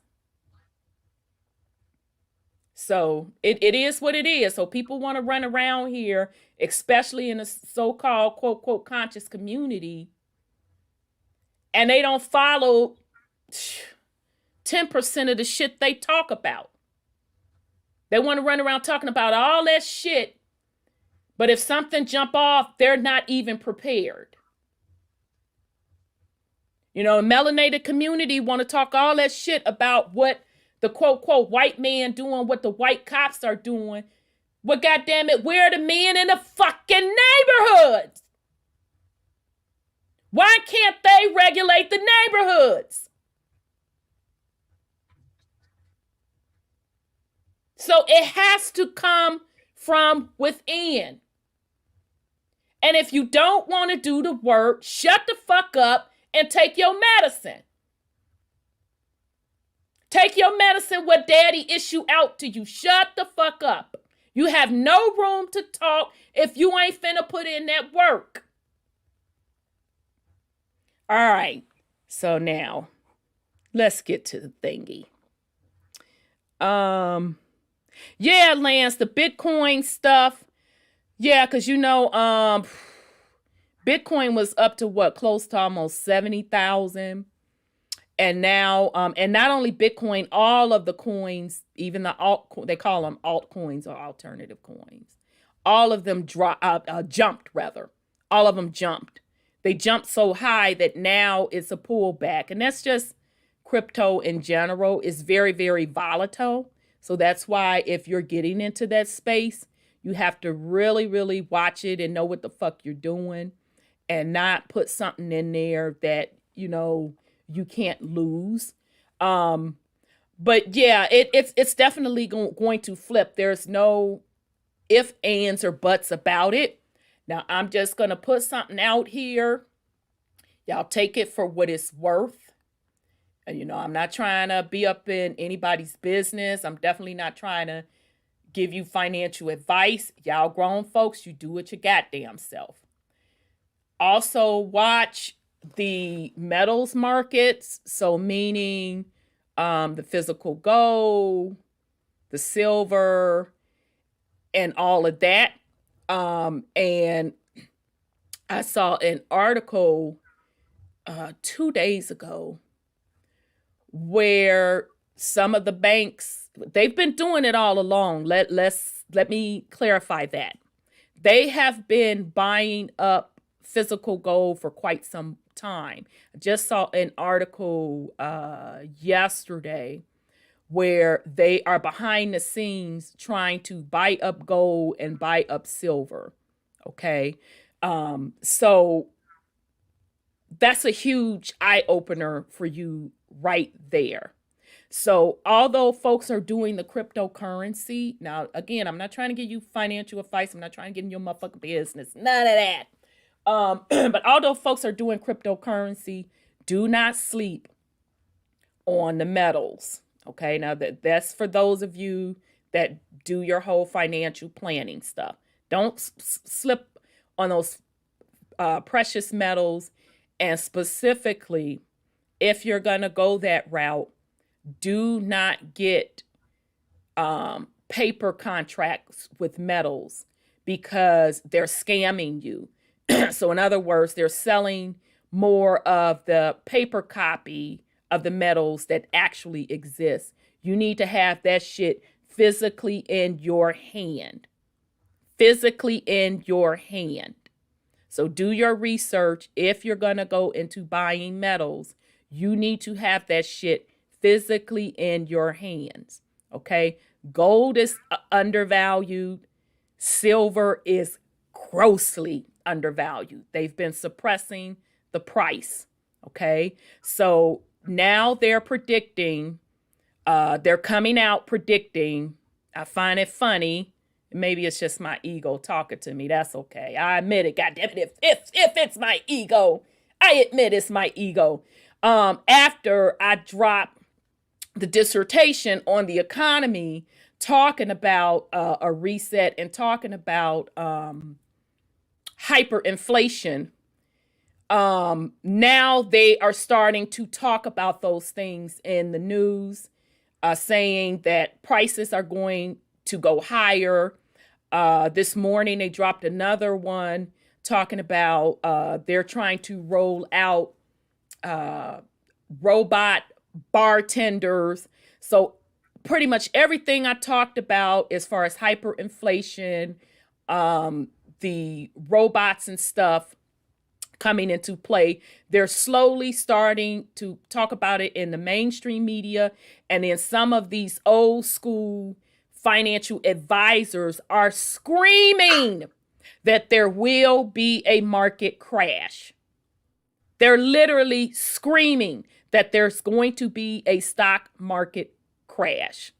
Okay? So, do your due diligence. If, your goal is to watch your financial situation during this, just pay attention to what's going on. But with all of that said and done, this is just my opinion.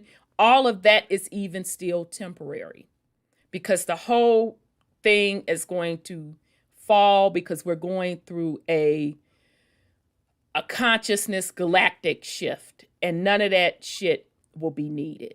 Okay. And just one last thing, and then I promise you we're going to get on a news and them ass. With this whole cop thing, what came to me, because now you're starting to hear them talk about community policing. Okay. I know they had been talking about that here before this last little incident jumped off with the young lady. They're talking about community policing. Now, this is just my prediction, because I saw in one of the technical journals that China, y'all already rolled out they motherfucking RoboCop, baby. That's what they're getting ready to replace the police with. They're going to be replaced with the RoboCops. That makes sense. So that's why they're gearing up with, the police violence, why they so motherfucking concerned about it. Let me put it like that. Why they so motherfucking concerned about it. And here, I don't know about the rest of the country, but I know here specifically, with the whole Floyd stuff jumping off, they literally have a committee talking about community policing. And that's why you're hearing this rhetoric about defund the police, because they getting ready to roll out RoboCop them. Now, that's just my humble, lowly opinion. My little prediction. They already had RoboCop in the movie, so now they years ago. Remember, Will Smith had a movie. I never see movies, I don't do all that kind of stuff. But he had all those robots. Wasn't it iRobot? Was that the name of it? That was the name of it. Yeah, it was iRobot. They were just telling you right then, they gonna roll them out. And I understand that. My son said that Russia had 85,000 soldier robots already. I think it was 85. Oh, really? And that's what he said. Yeah, I know. Oh, you know what? You right. I couldn't remember what country it was. Yeah, girl, they got the shit tested and stuff already, don't they, sis? Yeah. So when they do battle, they don't even have to go out and fight. The robot's gonna do it. Right. And didn't we see that in a bunch of the movies where the new soldiers were like robotics? Right. And they were being controlled. But yeah, well, I'm telling you, RoboCop China already got him. Now, the one they showed, he looked a little raggedy to me. He ain't gonna make it in the hood, because somebody will come up and kick his motherfucking ass and strip him down for parts.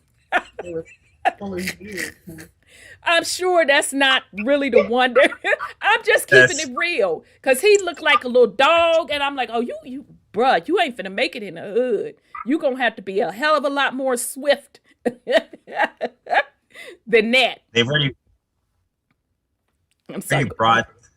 already brought the robot into the hood, because you guys are forgetting, in New York they released that they brought that robo dog from the police, and that robo dog, and they're arguing we need that in the hood because it's unfair for white people to have that type of technology, so we have to bring the robo dog absolutely right in the hood. So it's already here. You're right. We just don't see the standing like two-legged cop yet. No, they put it on a four-leg and said it's all cute. Yeah, and maybe that's what I'm confusing it with, because it did look like a dog. And wasn't they walking that dog about the projects? If I'm not mistaken, it looked like the projects to me. But yeah, you're right. They was somebody and the dog walked out after, like, yeah, got that nigga.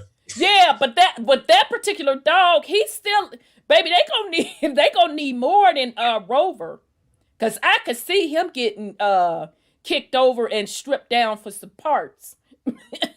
Yeah, so people gonna take him apart, re-engineer him into something else. Yeah, because people be thinking people from the hood are dumb, huh? I said the hood gonna have all them robo dogs. They done tricked them out. They done baby, you know it. Cold broke up. Shit, okay? They gonna have his parts on their motherfucking ride. Watch what I say. Because people be thinking the hood dumb. It's geniuses in the hood. Don't get it fucking twisted. You have brothers that can take something apart and make something out of nothing. Yeah, that's true. So they gonna have to come with very, very strong. I'm telling you. What I saw, Rover ain't finna make it, because I already see blood being stripped down.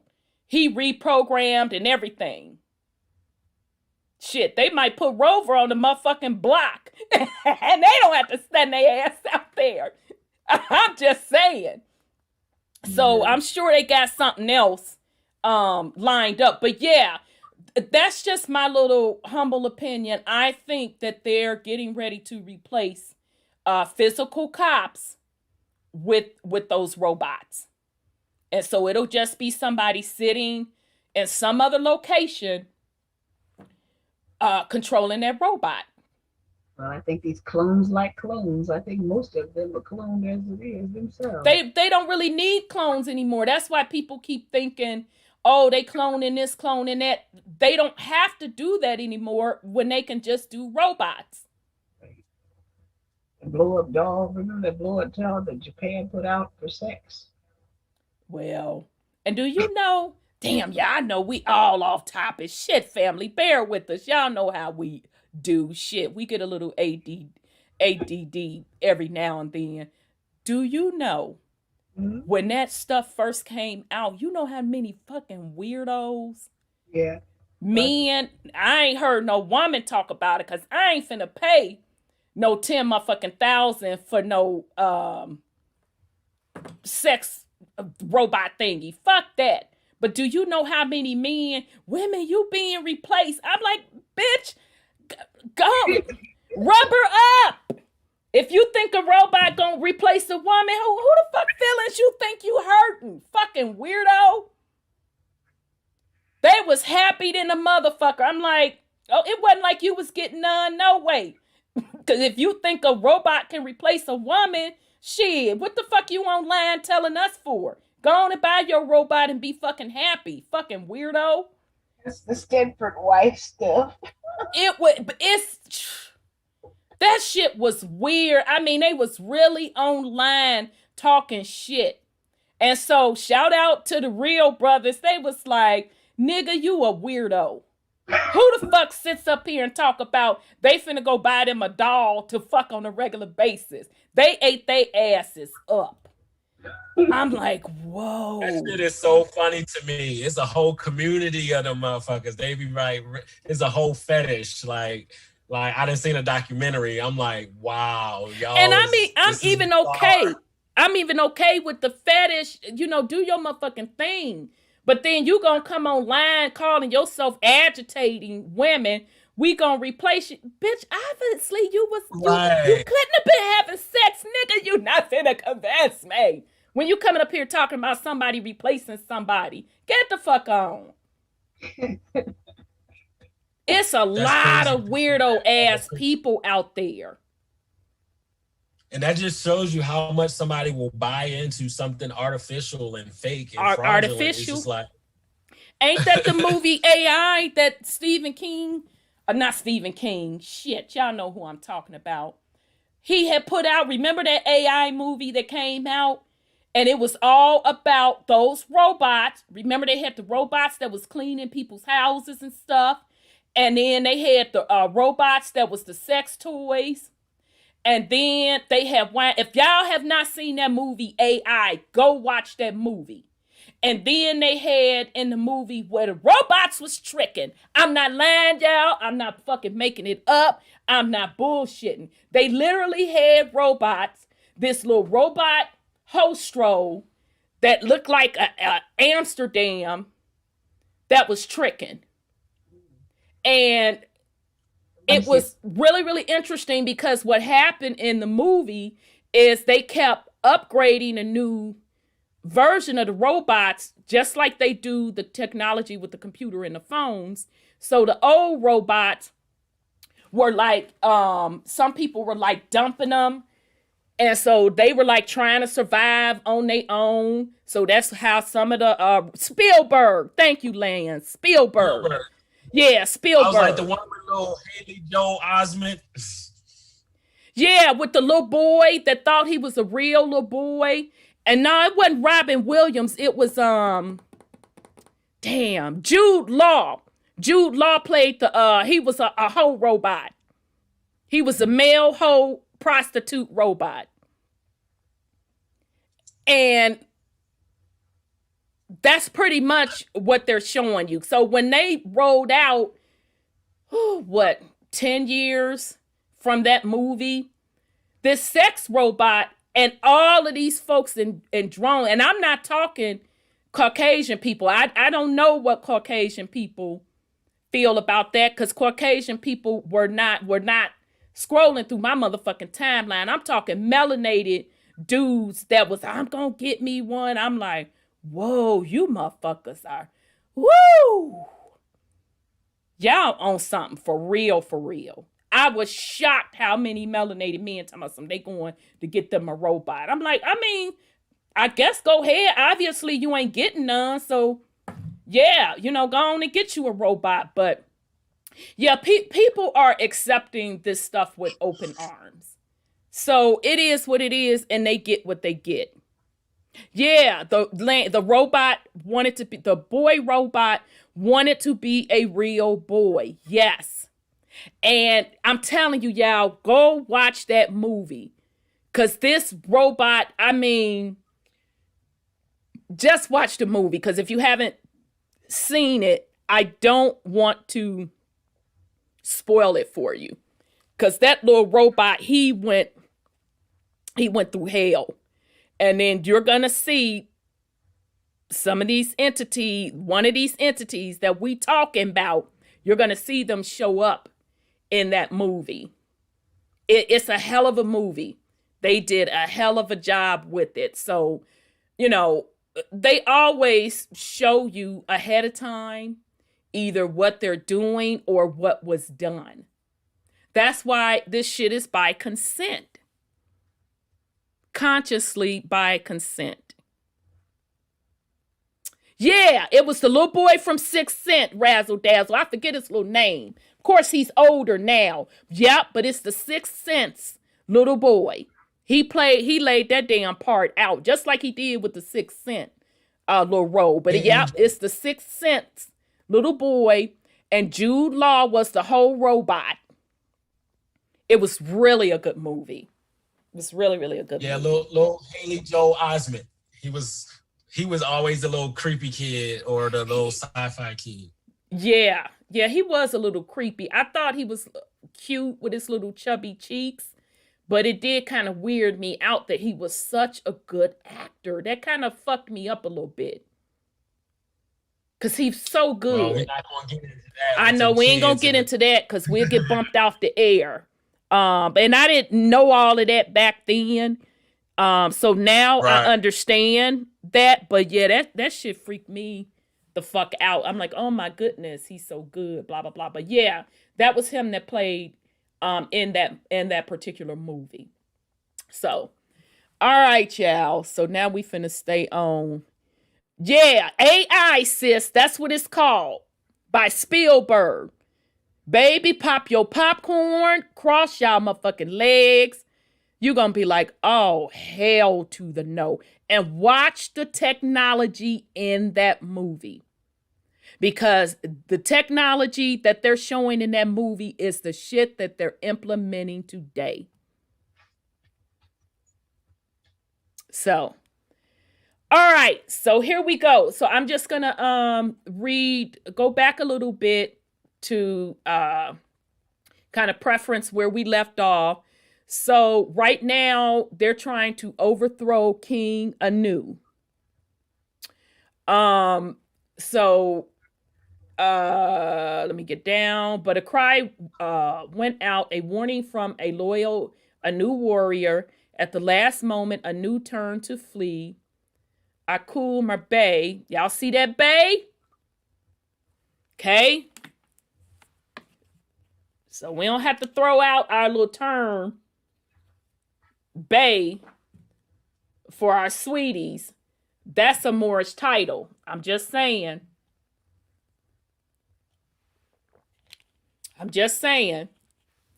All right. Struck quickly, damaging the ship of the king.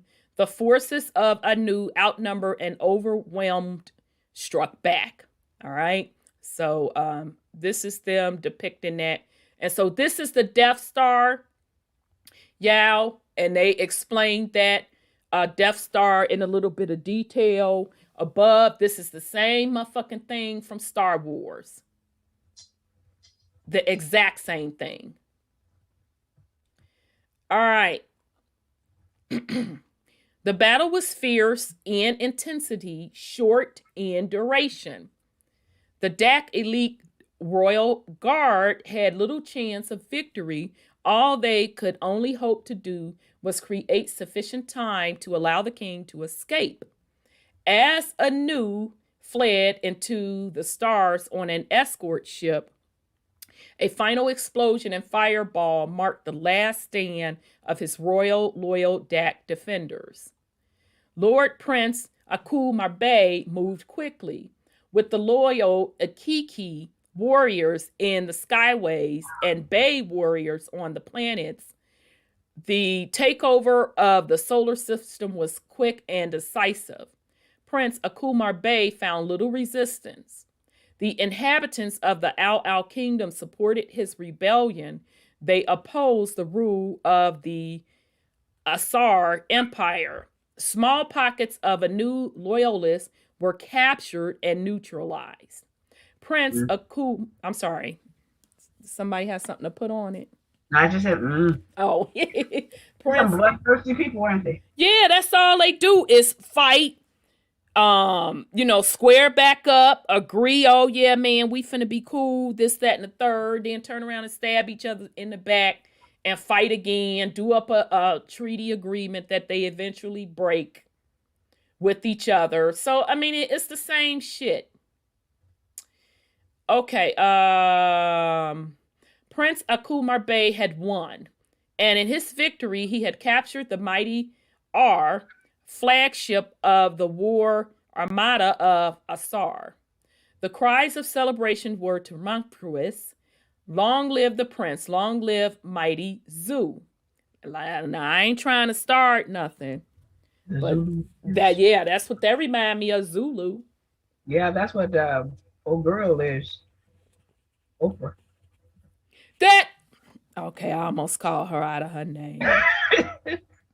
She's a motherfucking lie. She's a liar. Gates outed her. Oh, did he? Yeah, Gates said that the DNA did not say her motherfucking ass was from Zulu. They just be fucking lying. At a minimum, her ass probably a European. She better get the fuck on. She plays their game. Yeah, she pretty high up there. Shit. All right. So the prince was victorious. As king of the rebel kingdom, he would become known as King Zuzu. Or Zeus. Zeus. The capture of the R of Anu would earn Zuzu yet another name, Arzu, Supreme Lord of the R. In honor of his victory, the palace of his grandfather, previously called Al-Ambaha, was renamed Al-Ambahu Zu, or Al-Ambazu. Oh, Olympus. Interesting. Alhambra. Place of gathering of the owl and the zoo. Oh, okay. The glory of the throne of Eridu was his. Oh, the movie called Eridu, wasn't it? Yes, somebody else said that. Oh, let me. Oh, shit. Okay. I don't want to show nobody's number. Hold on a second. Because I know 832 probably want to put something on it. So hold on. I don't want to show people's telephone number on the air. So let me just check real quick. All right, you don't have your hand up. So 832, if you want to put something on it, drop me something in the comments. Because I don't want to be checking this queue and your phone number displays on there, okay? So if you want to put something on it, drop something on the YouTube comments, and I'll bring you on, okay? All right, so wait a minute, y'all. You know, all you have to do is put an H in that word, Al-Mabu, and you'll have Alhambra. That's a very large city in LA, I think. Say that again, sis. It would be Alhambra. You know, that's a city. Now, you know, I ain't finna lie. You know what I thought of? Huh. All that's missing, Alabama. It's just like our cities. Yeah. Which we know that, you know, when the Europeans were coming over here colonizing, we know that they renamed shit. But now I don't know for sure. This probably wasn't tied to it. It just kind of looked like that. Oh, Abraham. Oh, yeah, sis, I can see that. I can see the Abraham. Excellent point. Excellent point. Okay. The Battle of Anu and Camaraderie, an ancient legend found on Babylonian clay tablets, describes a royal battle in the sky in which Prince Camaraderie fights with and defeats King Anu, who flees into heaven.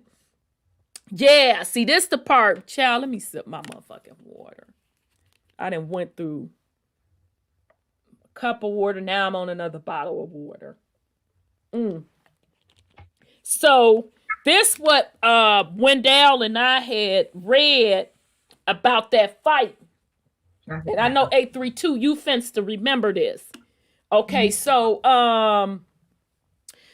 Prince Kamar B fights with and defeats King Anu, who flees into heaven. Before the battle is over, Kumar B bites Anu in the genitals, hurting him.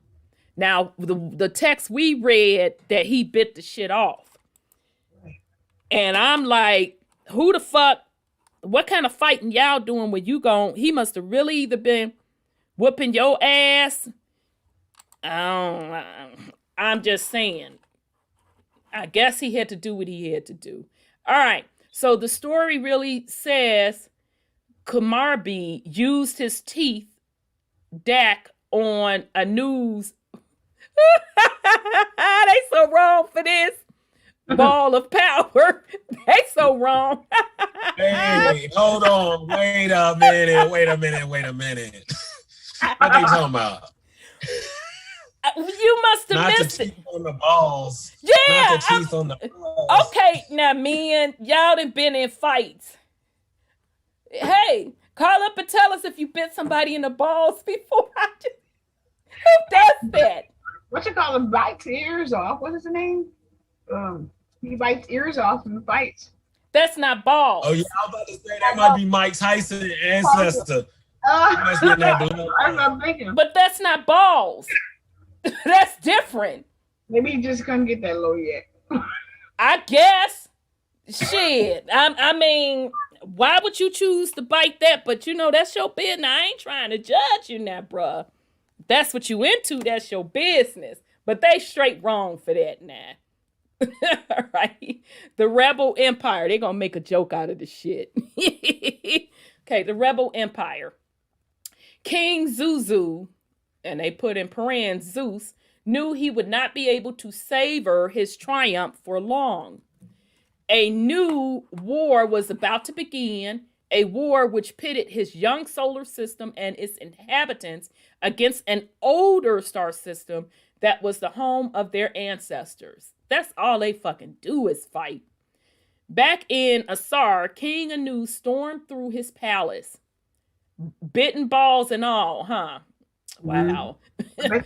The specific event he had planned to avoid, a revolt led by Prince Akumar Bey, had not only happened, but had forced Anu himself to flee in humiliation. Anu lashed out in an almost uncontrollable rage. He ordered his second R death ship be made immediately ready for war. The rebellious Lord Prince Akumar Bey would pay dearly. Battle forces of elite Bey warriors were loaded aboard the R. The finest Aku star pilots were summoned, and the R was armed. Escorted by the RRR starfighters and warship, the R Amanda passed over the sky above the king's palace. The sight lifted the spirit of the king. Victory was sure to be his. Prince Akumar Bey would be punished for his blasphemous behavior. So just real quick to just put something on it. Remember, these ancient texts talk about these Anunnaki, because remember, Anu is an Anunnaki. That's where the derivative of the word Anunnaki comes from. It comes from Anu. These Anunnaki are very highly skilled pilots, and they're also, their technology with their spacecraft was the best. All right. So when, you know, you fast forward to nowadays, and I kind of put a drop out, I think day before yesterday, shit, y'all, I can't remember, about the fake alien invasion. And when I was talking about, you know, just be aware of that, because probably what they're showing you was either technology that's old, that already existed from these particular folks, or it was something that they were handed a blueprint and they geoengineered it. All right. So, but King Zuzu was ready. The captured R was also made ready. Lord King Zuzu and his loyal Aku planned an unexpected welcome for the coming invasion force. Choosing not to wait the arrival of the Armada, Arzu and his forces planned to ambush the death ship of Anu while it was yet out of the Eridu solar system. Okay, so now remember, this battle is taking place on they motherfucking shit. And they little dimension, per se. Okay, so again, they go to Death Star. Now, also, for those of you that are familiar with Dr. York, and no, I don't support Dr. York. I can't rock with him with all of those allegations. And I'm sorry, I'm going to believe the babies over him. I went and read the motherfucking court papers my goddamn self. So I'm not rocking with him with that fuckery. But he has some tablets. Now his particular tablets, let's put a disclaimer out there. He goes into detail about the different Anunnaki beings. He goes into the particular bloodlines. He talks about the creation story. He goes into explicit details on the description of the Death Star, aka Nibiru. All right. So, if you can get a hold of those tablets, shit, I forget the name of them goddamn doggone tablets. The Alicia? It'll come to me. If somebody know the name of them Dr. York tablets, drop that name of his tablets in the little text. I'm sorry, in the chat. But he got his stuff. Sorry, Dr. York's followers. It's been proven, receipts have been shown that he just pieced together his particular information from other sources. We know Stitching was one of them.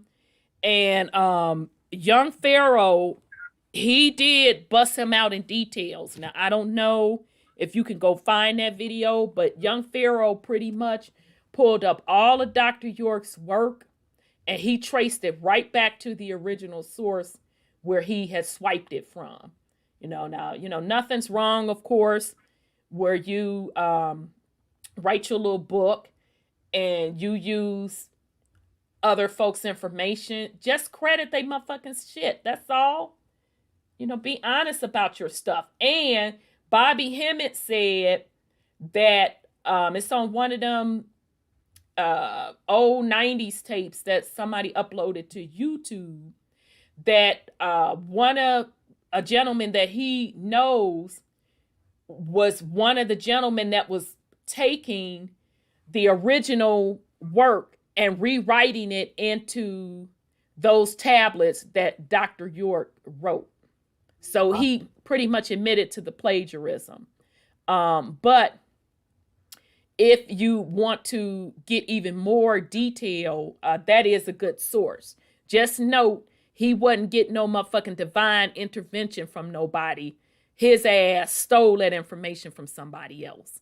Okay, but he gives a very detailed description based on other people's work of the Death Star and the applicable technology on it. Holy tablets. Yeah, holy tablets. That's it. Holy tablets. I got the motherfucker somewhere. Because I actually paid for mine. I got them somewhere. But see, I had already known about Stitching. So when I was reading the tablets, I'm like, wait a minute. This is Stitching shit. But yeah, the holy tablets. The holy tablets. Yep. All right. So as the Starfleet from Asar approached, Arzu waited. When he felt the moment was right, the Aku and Bay forces of the rebel empire descended on the Armada suddenly and with a fury befitting a galactic lightning storm. The escort ships that were caught by surprise exploded in huge balls of fire. The battle was engaged. Flashes of brilliant white and green light crisscrossed through the blackness. All right. Arzu watched the progress of the battle carefully. The moment for unleashing his captured R had to be precise. As his attack ships struck with deadly accuracy, a sudden break appeared in the formation of Anu's invasion forces. Arzu immediately summoned the captured R death ship. For one brief moment, there was silence as the two large warships faced each other. As two mighty bulls with lower heads, the pause only preceded the headlong charge. Chaos, thunder, and lightning filled the stairways. The weapons' fire was overwhelming. Lord King Azu had to turn away from the blinding light and the deafening noise. Okay, so it sounded like they hit that shit with a plasma thingy. When the light flashes stopped, Arzu lifted his visor and strained to see through the smoke. Fragments flew by his ship. As the haze cleared, Arzu realized what those final explosions had been. They had come from his captured R death ship. The enormous explosion hurled pieces of metal in every direction. Shards of the R outer skin bounced off Arzu's own ship. The mighty flagship of Anu had defeated Azu's death ship and continued to move steadily forward. Arzu watched in horror as the dying body of the warship hurtled flaming downward into the oncoming path of the world of Cashapp, Shanamanma, Uranus. Shit, just Uranus. But I guess that's supposedly and allegedly the original name. The planet where experiments on plant and animal life were being conducted by Prince EA. Remember, EA is motherfucking Inky. Okay? All right. As the small moon-sized ship of metal entered the atmosphere, a shower of sparks filled the sky. Bolts of blue lightning flashed from the ship to the surface of the planet. The sky over Uranus was in chaos even before the miles-wide globe of burning metal collided with the world. Striking at an angle, the stricken R careened off the planet, skidding and bouncing, then catapulting into the black void. Uranus was tipped over on its axle. Shudders pulsed along the inner caverns of the planet. Its quaking core was shaken and toppled. Once an upright world, it now lay on its side. Wow. Okay. Now, if you go to Stitchen's work, he said, sorry, I was taking a sip. He said that that a planet, it was another planet that just totally blew up. Okay, but I'm going to be patient and see where this takes us. Because remember, out of Path to Orion, Earthly Route to Peace with Justice by Emily Windsor Craig, she showed a picture of Earth. Tiamat. Yeah, Tiamat. And y'all know today is supposed to be Mother Earth's Day, right? The mainstream media is calling it Earth Day. But anyway, she showed a picture of the entire Tiamat.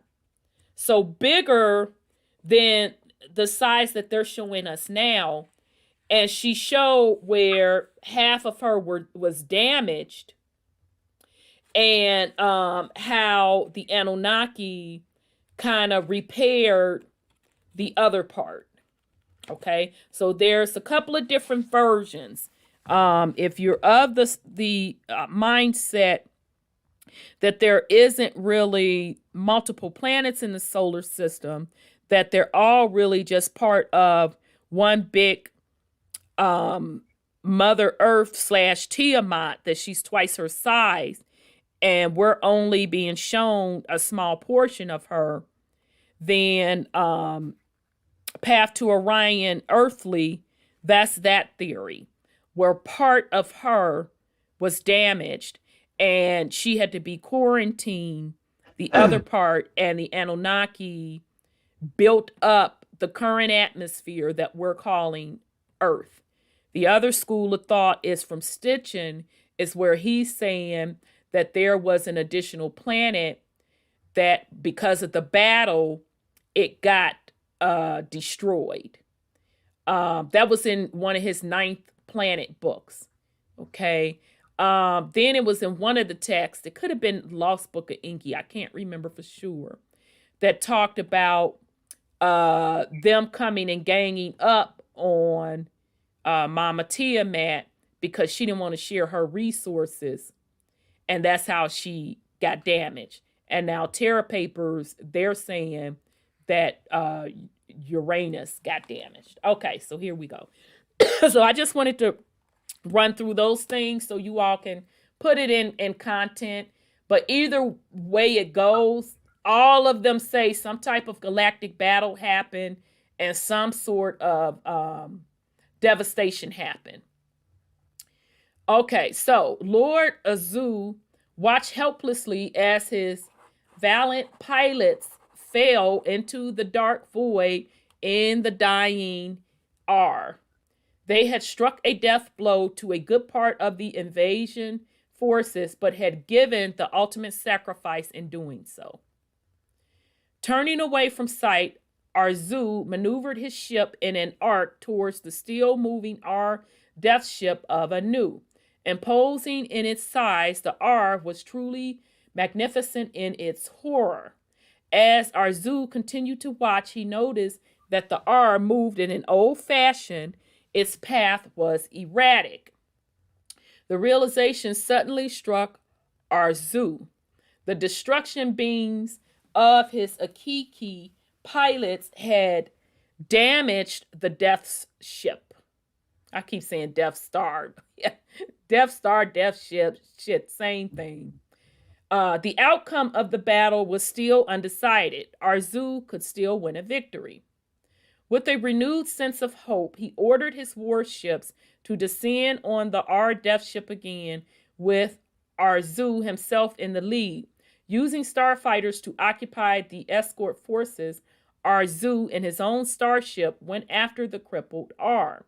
Wave after wave of starships attacked the damaged ship again and again as it continued to move into Arzu's solar system. All right. Only consistency in the different scenarios from the different sources that was describing this battle.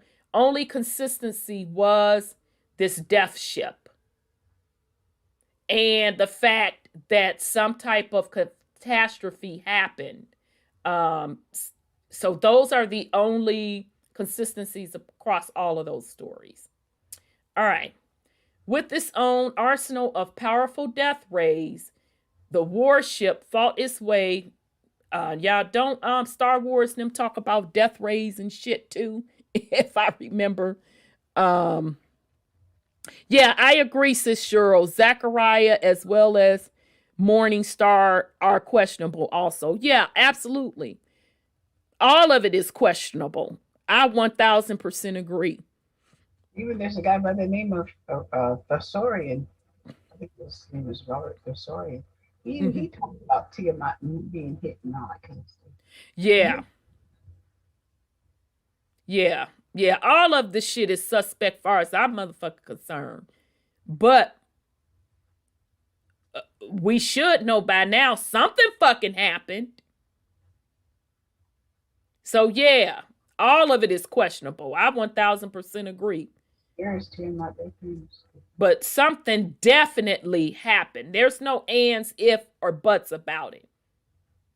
Something big and drastically happened on the planet to take us out of a natural state. It had to be some type of unnatural beings coming into our natural habitat to colonize. That's what they said, that in this battle they came and captured the earth. Right now, one of the works, I want to say it was the Lost Book of Enki, said that they came and squared up on Tiamat because they kept coming and she kept spanking that ass. So the kingdoms have wound up linking up together, and that's how they took her down. And this was saying another thing. So it just sounds familiar to me, just with the North American invasion, as we was over here minding our motherfucking business, and folks kept coming over thousands of years trying to defeat us, and we was spanking that ass. Sounds like the same script to me. I'm just saying. But something happened. Something happened where there is an energy, a being on the planet that is destructive, and all they know how to do is terraform. They do not know how to let the planet be organic in her natural habitat. That is what this is all about. That's what people keep forgetting. That's why we keep screaming, the indigenous people, it's about the land. It's about the physical land. It's a spiritual thing. That's what this shit is about. All right. So with its own arsenal of powerful death rays, the warship fought in its way past distant Aru, Neptune, and the now fallen and tilting world of Uranus.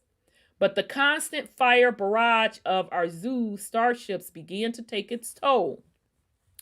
As the mighty R moved into the proximity of Saturn, the tremendous, gravity of the ring planet further pulled the shuddering death ship away from its direct path toward Tiamat. Okay, so yep, here's the story. I thought the Terra Papers talked about Tiamat being hit. Okay, almost out of control, the ship strained to stay its course. Lord Azu assembled his forces for one last attack, and one final decisive strike. Lord Azu and his starship gave their all against the R. As each starfighter descended and unloaded his arsenal, the R shook and shuddered. The groan and creaks of the internal explosion sounded like ghoulish, demonic screams. Suddenly, the R exploded in flame. Every part of the death planet shook violently. Smoke and flame erupted from every crevice of the ship. Streaming clouds of blackness trailed behind the staggering ship. The R of Anu was dying. Arzu sat back in his ship. He had successfully defeated the pride of the Asar fleet. All right, so just real quick, what came to me as we talk about this out of the Terra Papers. Also, Dr. Blair, if anyone was like up on Dr. Blair, he used to be right before he transitioned. It was what I want to say 3 years, for 3 straight years before he transitioned. He would hold conference calls twice a month. And if you were lucky enough to be on those calls, baby, we got some hella information. Dr. Blair dropped a lot of shit. I learned a lot from Dr. Blair on that metaphysics stuff. I learned a hella lot from him.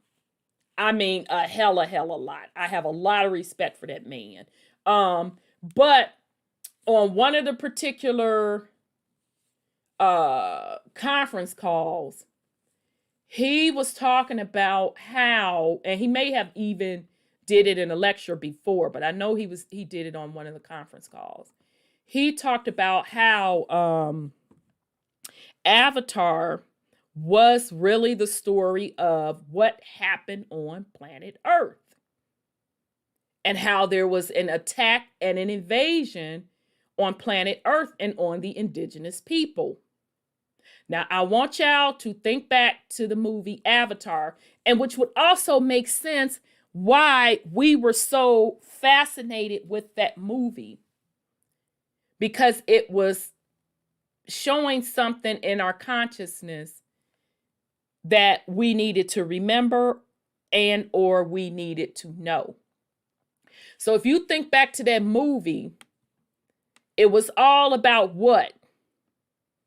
Getting to the resources, that mineral in the land. And the indigenous people didn't want nothing to do with that because they entered and understood how those minerals connected to the entire natural habitat or ecosystem, and how the trees, which are those ancient trees, let's be fucking clear, that's what they were showing you in Avatar. Those giant ass trees, they were showing you the ancient trees that were fucking cut down on planet Earth. Now they claiming are some mountains and some fucking rocks. They were showing you those huge ass ancient trees. And this gonna fuck y'all up, because remember when we was with, was it in here or was it in Path to Orion? I want to say it was Path to Orion, don't quote me. When she said that the sun was put here. Now I want y'all to think back to Avatar. And how the sky fucking looked in Avatar. And how when they walked across the ground, how it lit up because their energy was connecting to the minerals and the crystals, which also connected to those ancient trees. And how that, you can call it the tree of life, their version of the tree of life was so sacred to them. So the invaders, they came with robotic technology.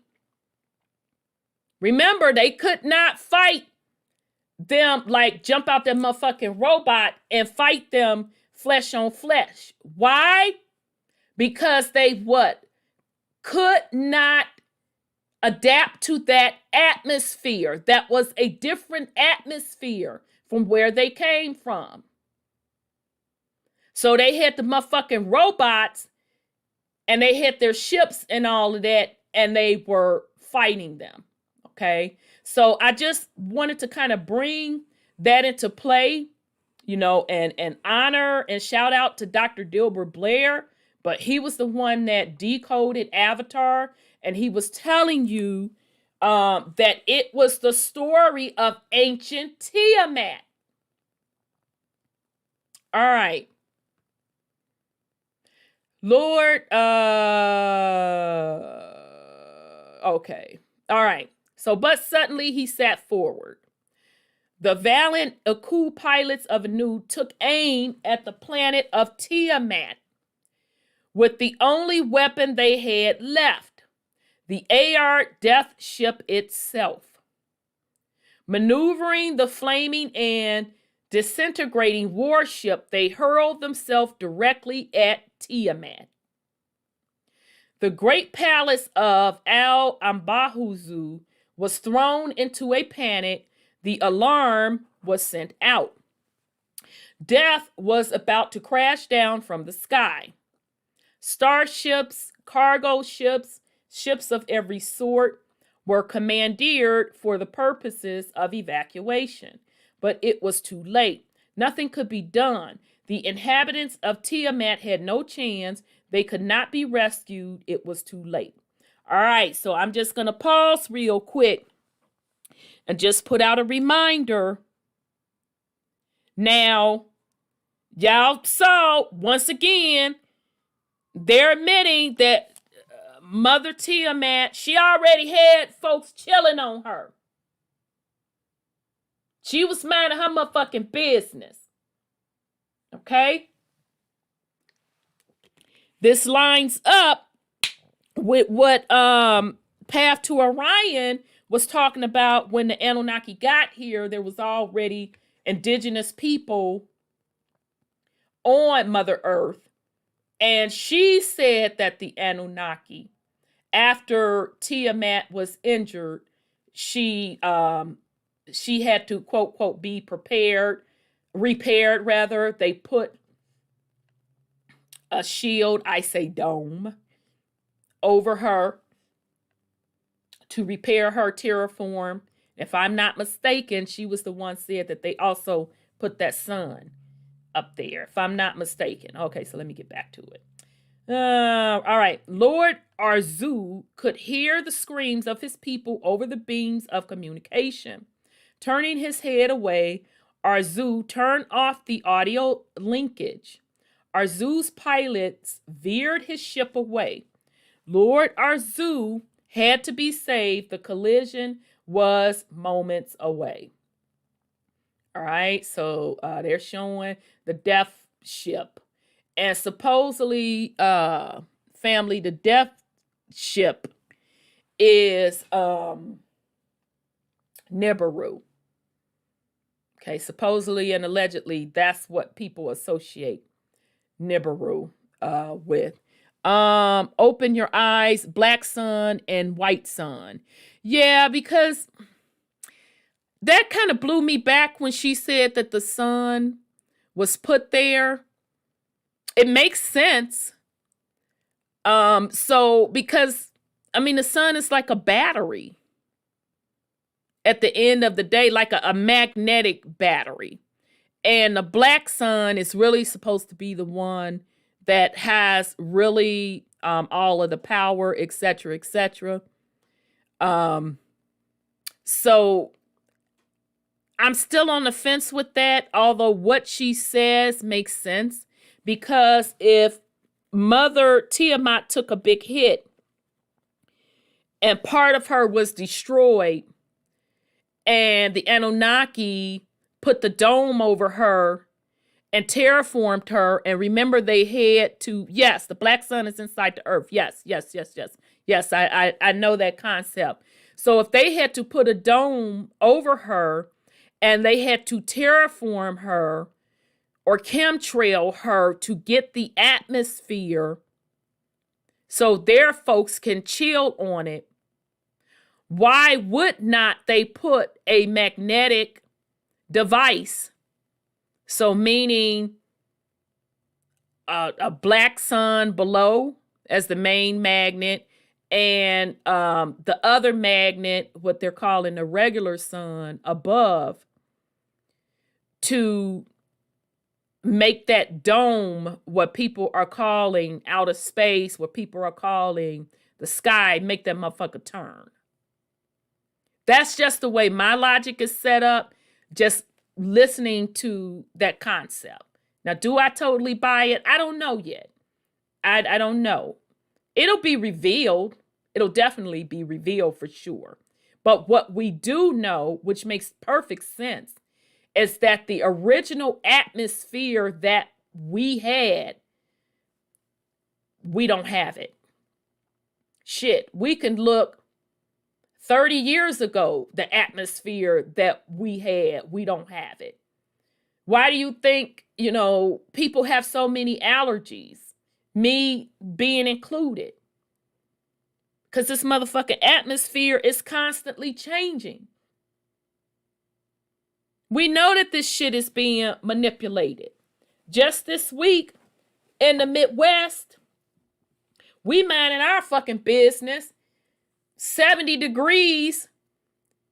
One day, a couple days later, we have a fucking snowstorm. Literally.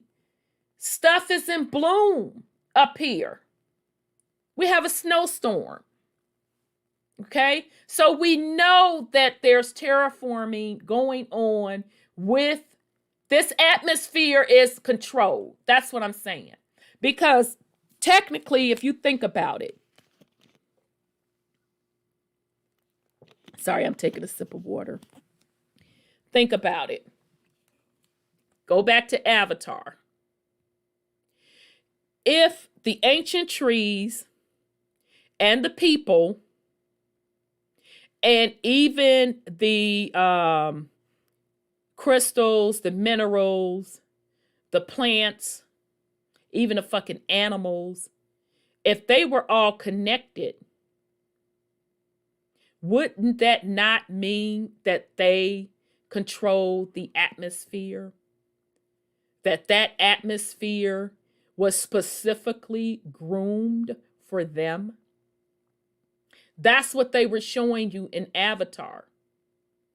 That's what they showed you with the beings with the motherfucking locks, being able to take their locks and put it on the animal, and the animal like, okay, yeah, you're indigenous to this land. I read your code, you're indigenous, we good. Where you need to go, sis? We good. How they were able to walk in their bare feet, and the crystals responded by lightening up with their footsteps because it recognized their frequency. Yes, you are on the same frequency as this realm. Why they were able to take their locks and put it up to the tree of life and get the motherfucking coded information. So now if you're going to control something, I'm just using logic. I'm just using simple logic. If you're going to control something, you want to control the entire realm, how do you have to control it? You have to disconnect the people from the land. So the point of colonization is deeper than the surface. I tell you all, the shit always starts spiritual first and then physical. You have to disconnect the people from the land. And this is why we scream to indigenous people, you have to get back connected to the land. And you're always going to be lost until you get to that fucking point. So yes, they terraformed the shit out of Mama.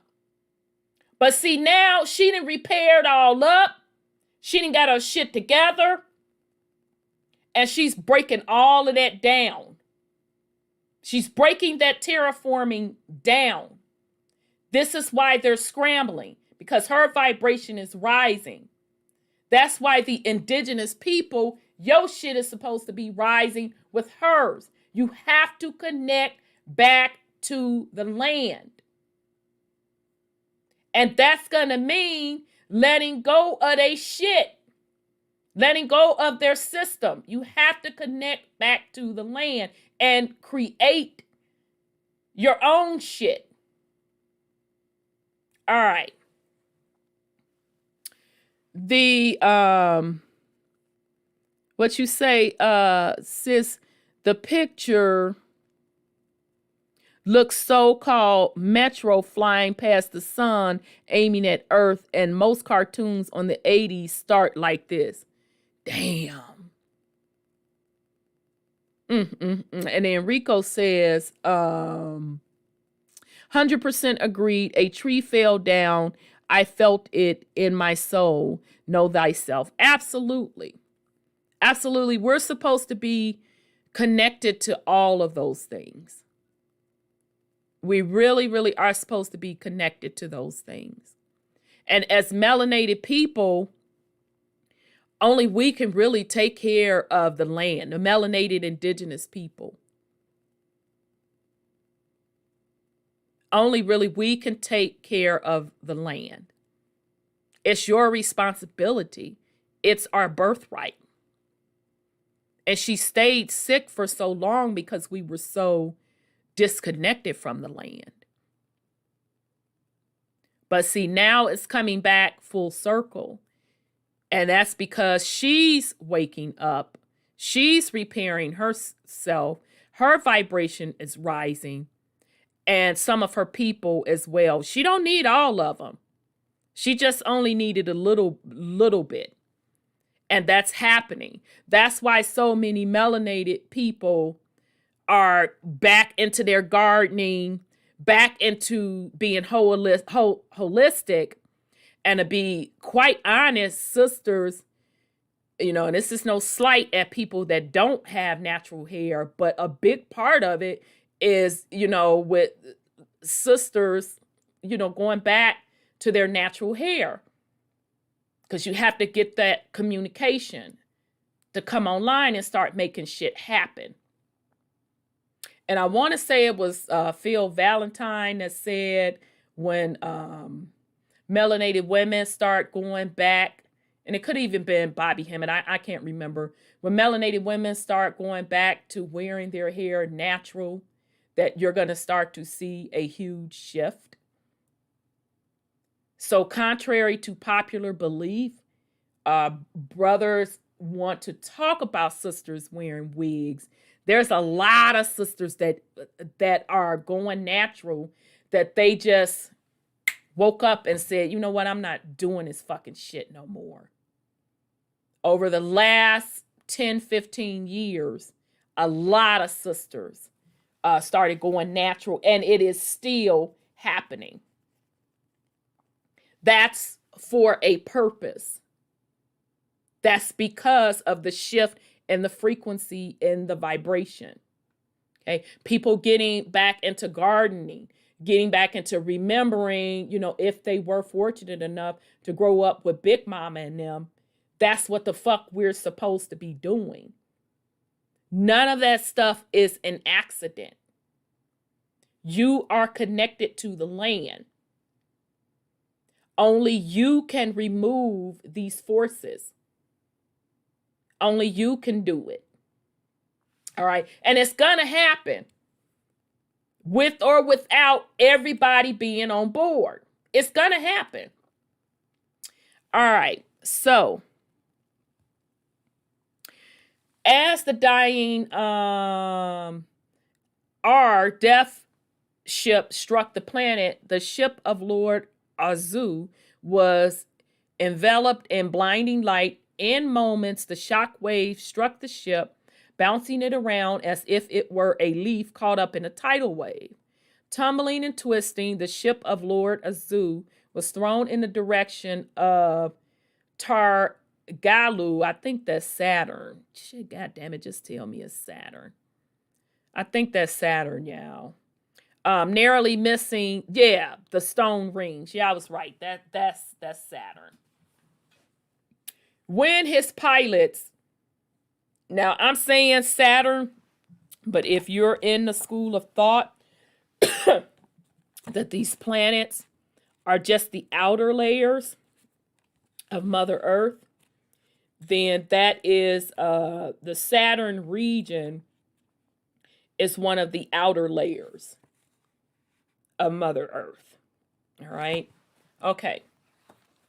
When his pilots regained control of the spinning ship, an uneasy Lord Azu looked back towards his beloved Tiamat.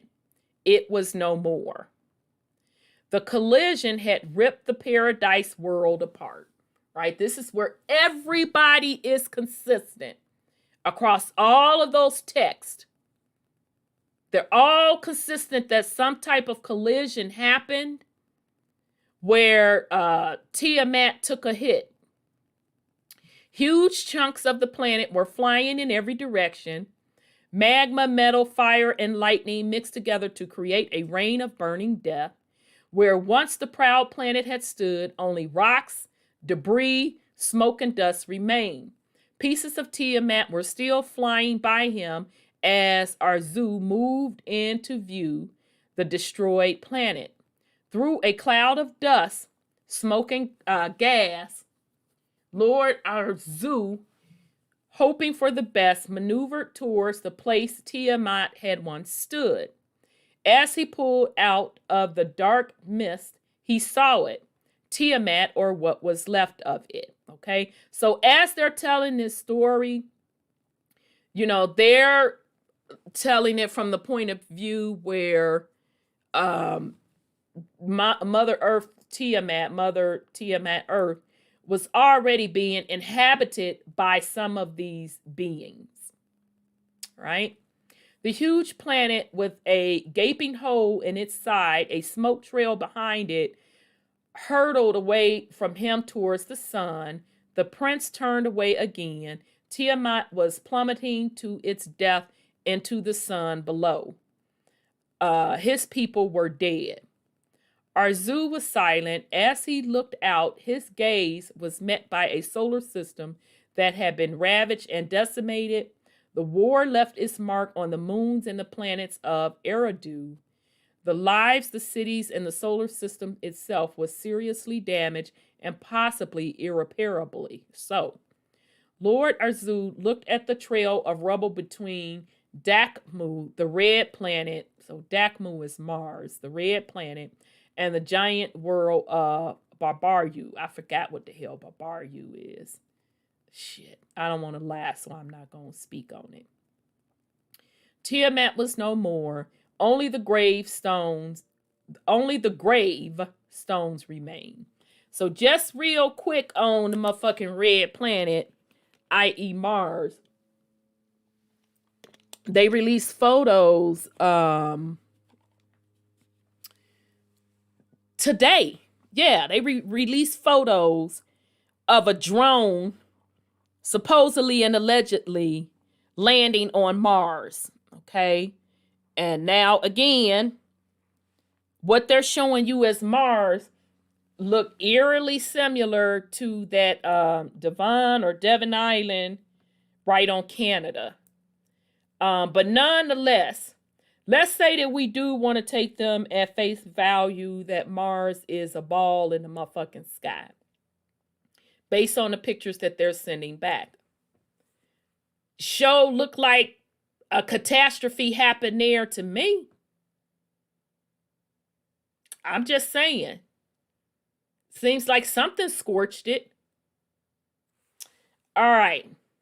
Okay, so that's them showing the little debris, this, that, and the third.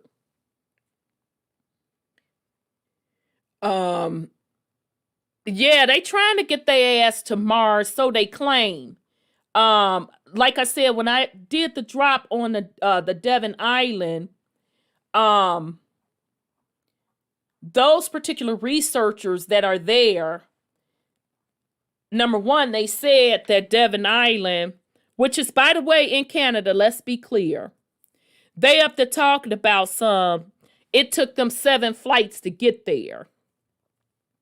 How the fuck it take you 7 flights to get to Canada? That don't make no motherfucking sense to me. Then they said that that particular island has a different atmosphere. Really? Y'all fencing the two sit up here and admit that it has a different atmosphere? Then when they started showing you the area that they wanted you to see on Devon Island, it looks exactly the fuck like the pictures that they're sending back from Mars. Then on top of that, you look at Devon Island, the parts that they are showing you, and you can clearly see where it has been excavated or terraformed. You clearly see where there used to be lakes. The same shit that they're showing you on what they're calling the alleged outer space Mars. Okay, so that Devon Island, they are literally using it, they said, for a training ground for Mars. Okay. But yeah, they funky ass trying to and like I said, just call up your sky daddy and come and get y'all. They should have their shit repaired by now. Shit, you didn't have a half a billion years. I'm sorry, a half of a billion years. Your shit should be good and repaired.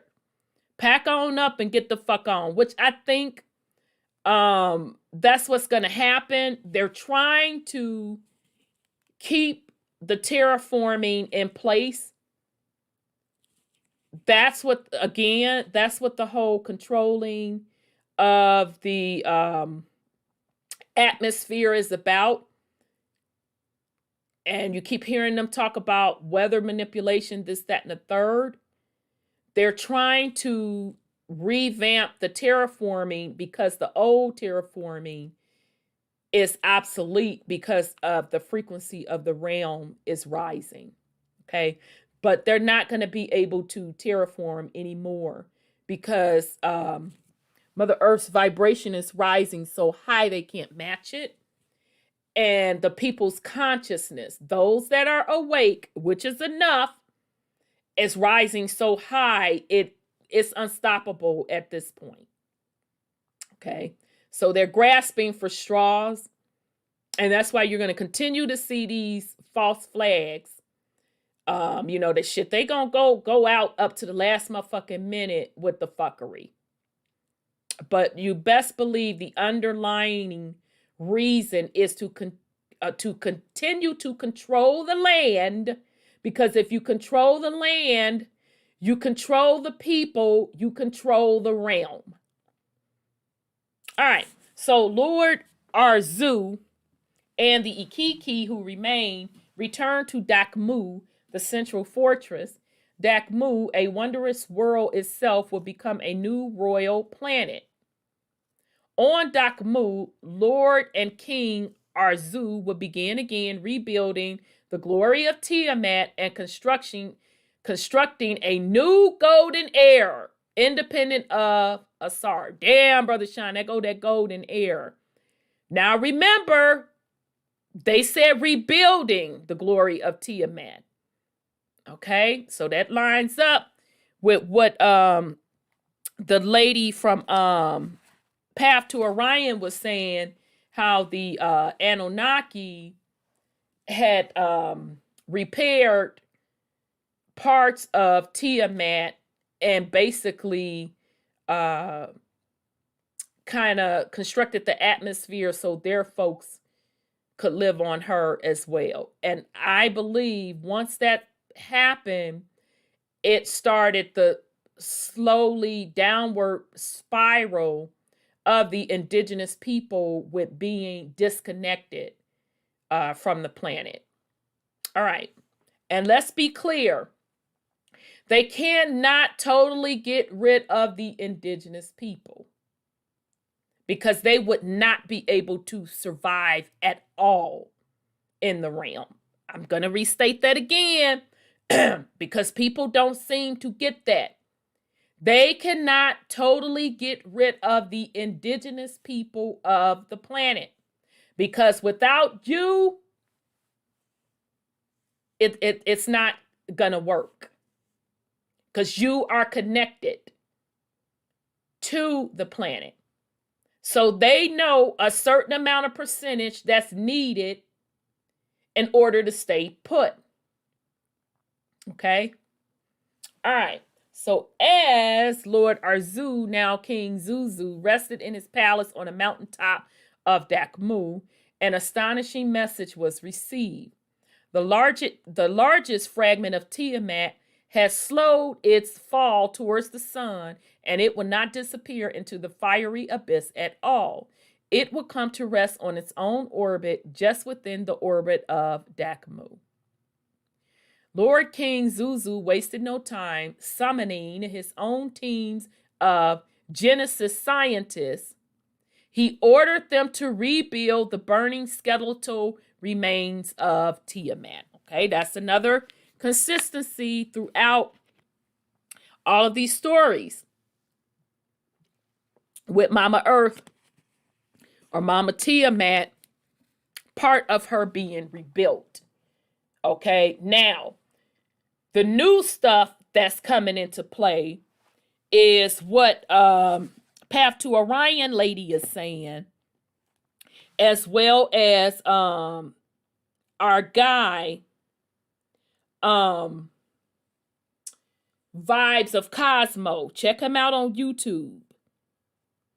Vibes of Cosmo. Oh, well, shit. She sent me, you sent me something live on air, and now I opened it. Okay. Shit. Sorry, y'all. Wait a minute. Let me close this out. I didn't know what they were sending me.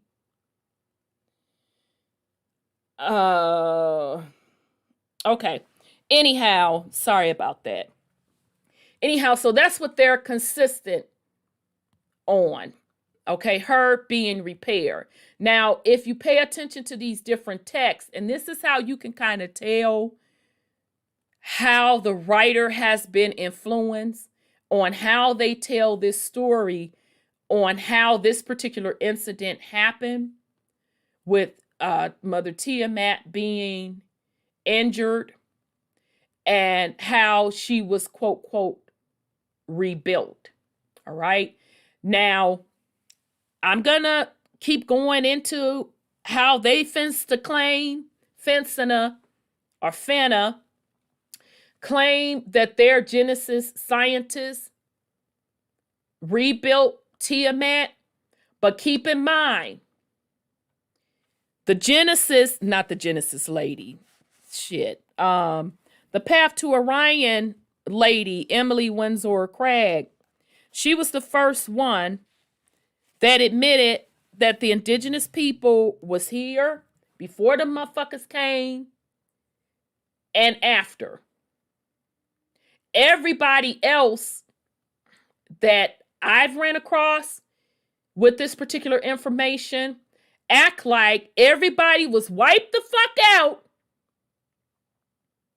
and then Sky Daddy and them came back and seeded the motherfucking planet.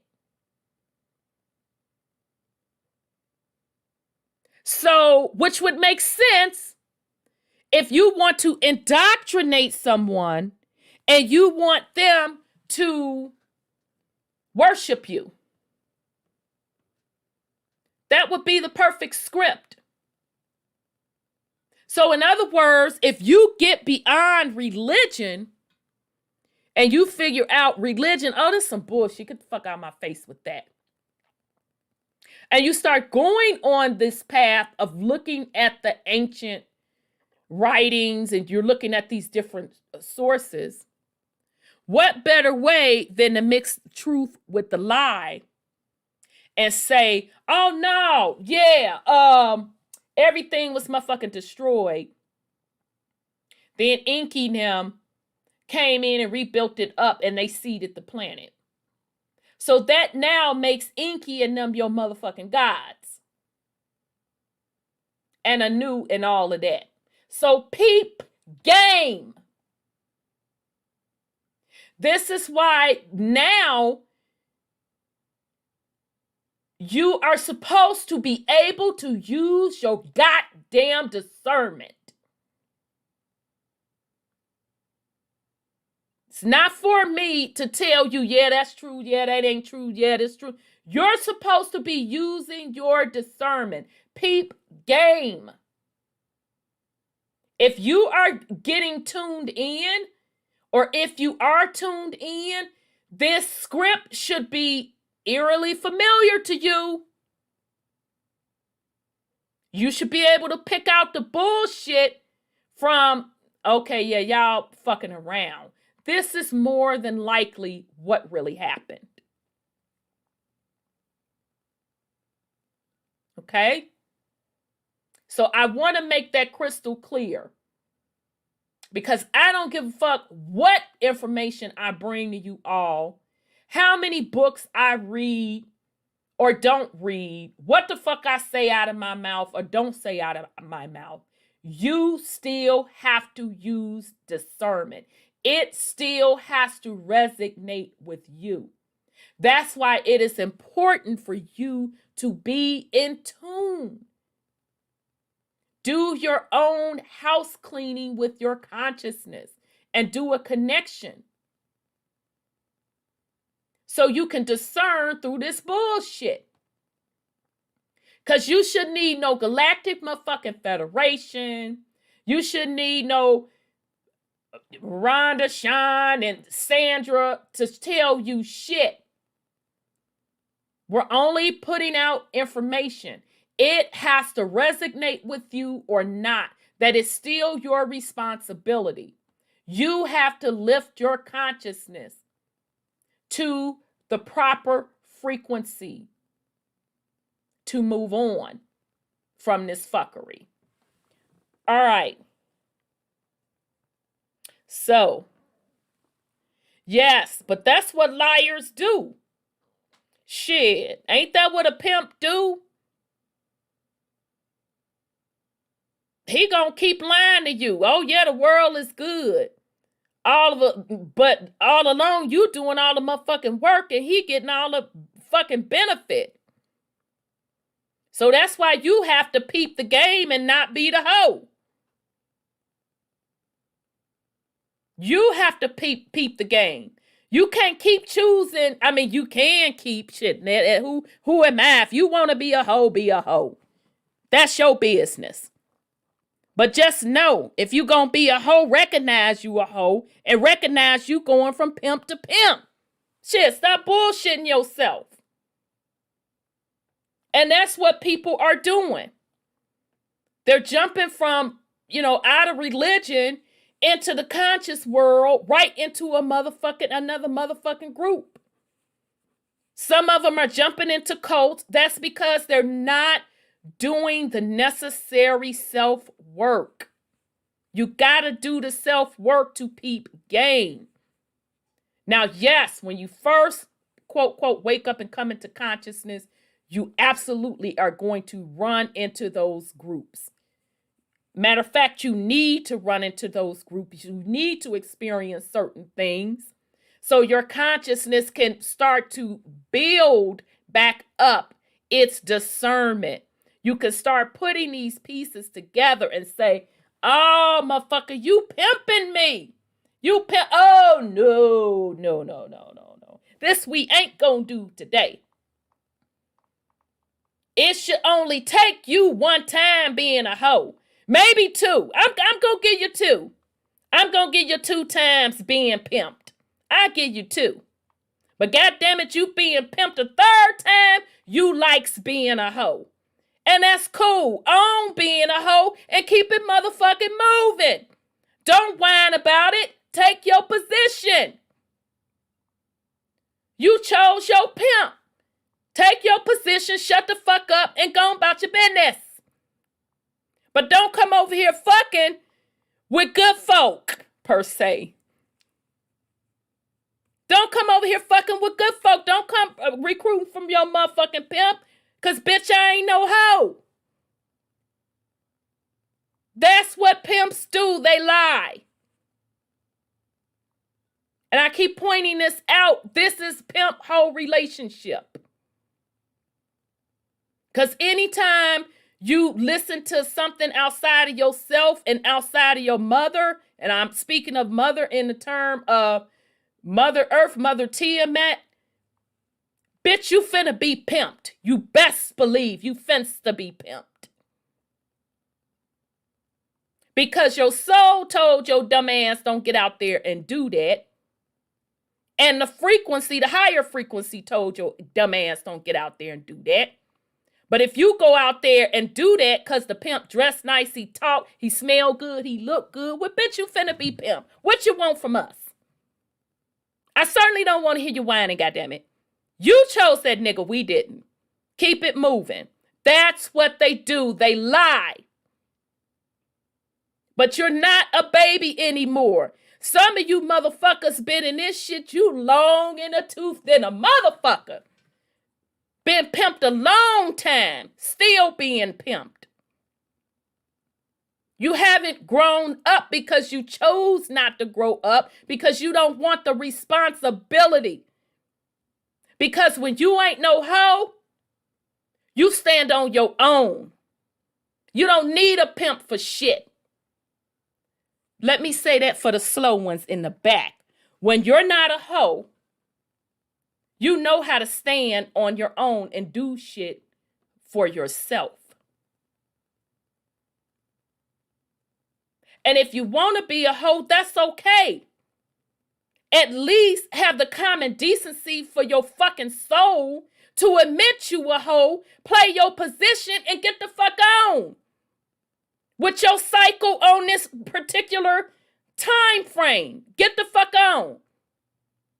But playing these bullshit ass games, pretending like you don't know, you long in the motherfucking tooth, you done been up the block, around the corner, this, that, and the other. Bitch, you can't recognize no pimp. Is this what you finna to sit up here and tell me? You been on the street since you was 13, and bitch, you gonna try to convince me you don't know what a pimp is. No, you want to play some fuck-ass games. Be on your grown people shit. You have to stand on your own. Nobody is coming to save you.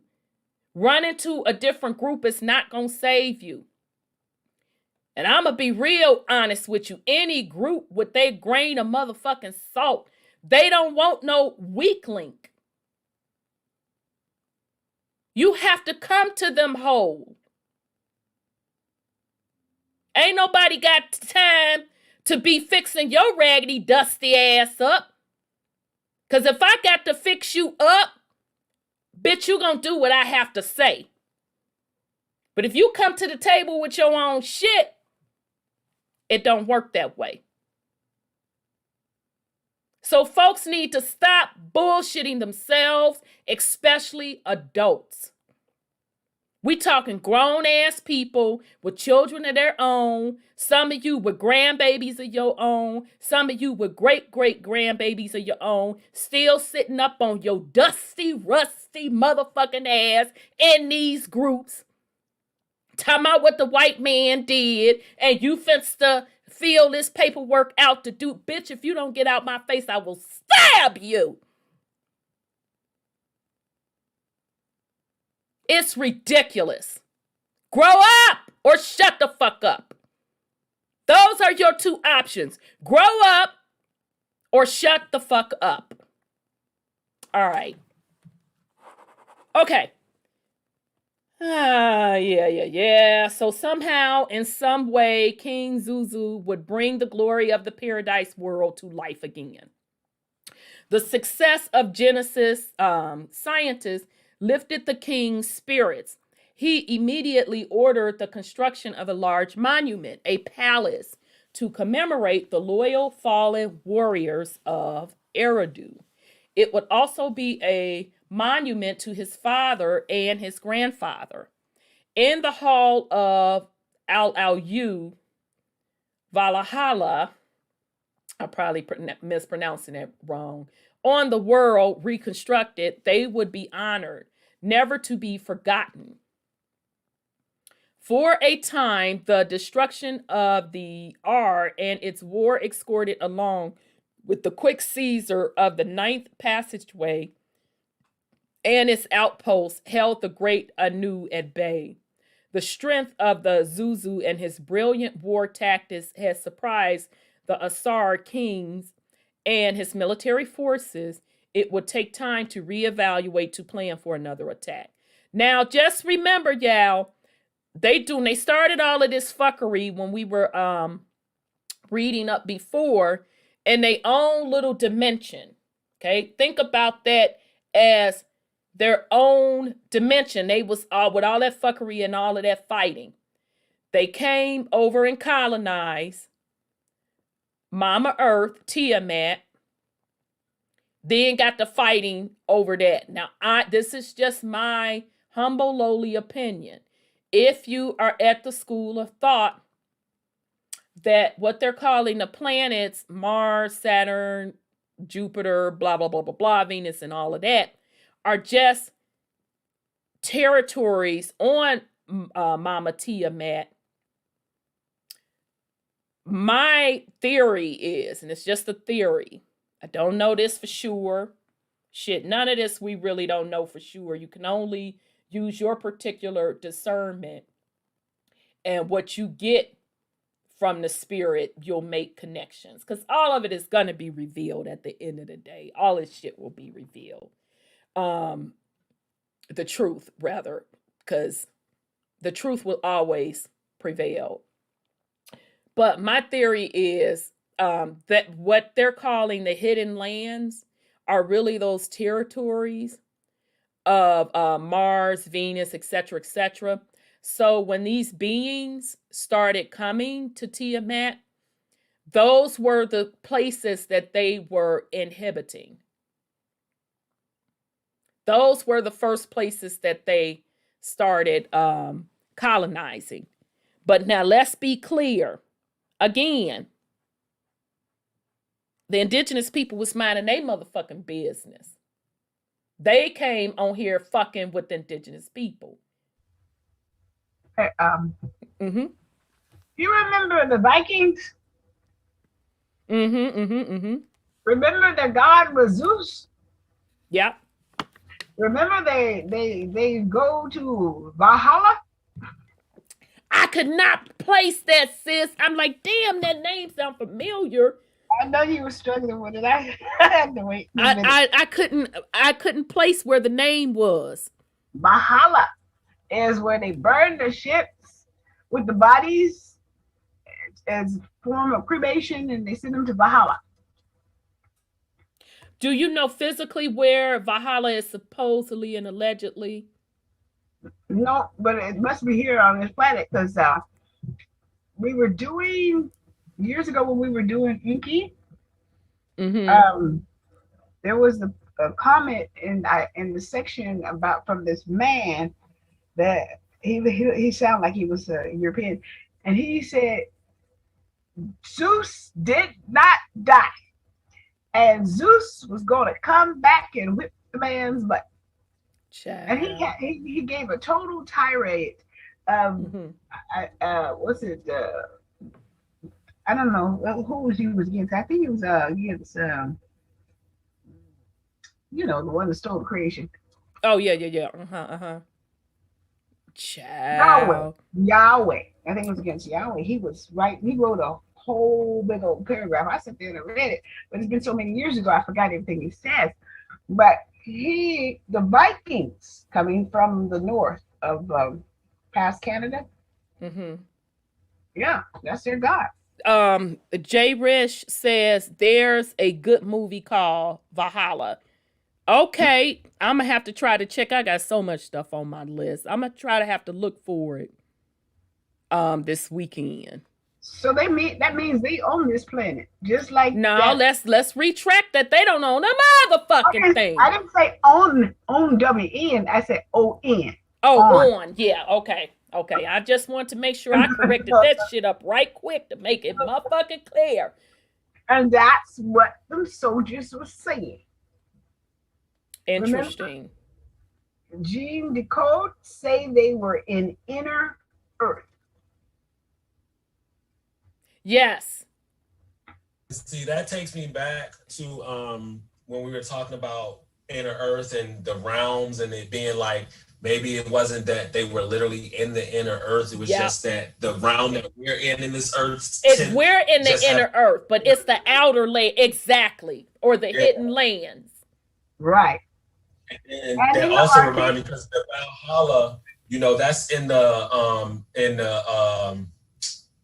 Marvel universe too, with the Norse mythology and Asgard. So it's actually like a realm. So I'm thinking it's just like a different interpretation of of, you know, the different realms or dimensions or these layers or planets, whatever you want to call them. Because also we have the movie Ragnarok, you know, in Marvel. That's related to the Norse and the Asgard and Valhalla. Yeah, sure is. Where they had a bridge. Yeah. That's supposed to be Valhalla. Is supposed to be where they go when they get killed. They slain. That's where the slain warriors, slain gods go to Valhalla. And so they accept the death. Actually, it's a proud thing to go to Valhalla. You want to be in the hall of the gods, the slain gods. Got you. That makes sense. That makes a lot of sense. So yeah, I mean, couldn't this very well just be that these places are just parts of what, you know, we're calling the hidden lands? And they've been terraformed and they have a different atmosphere and a different frequency? Well, on that video, it says they have 8 cities underground. Jay Risk says it's their afterworld.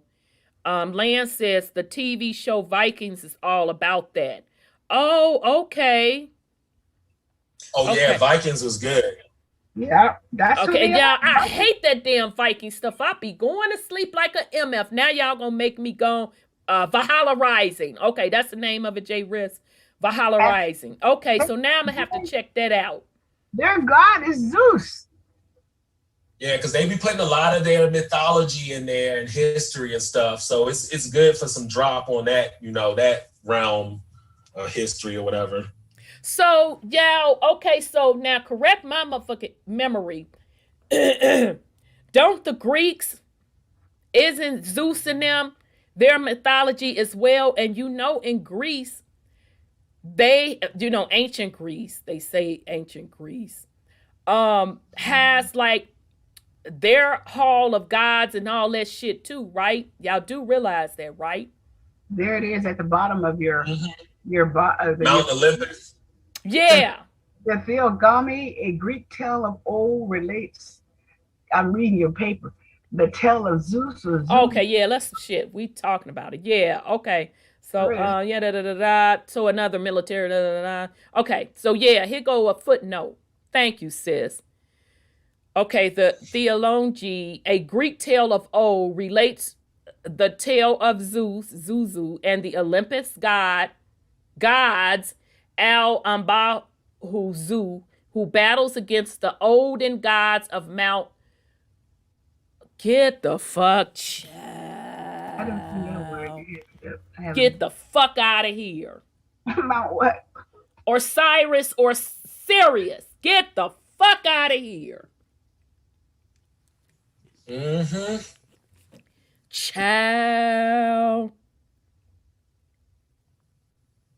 See, they all just renaming the same stuff. Yeah, they just remixing this. From Greek to Roman, they just straight up just tell you, they like, oh, it's Jupiter. They don't even like, they just like, oh, it's the planet Jupiter. Zeus is now Jupiter. Yeah.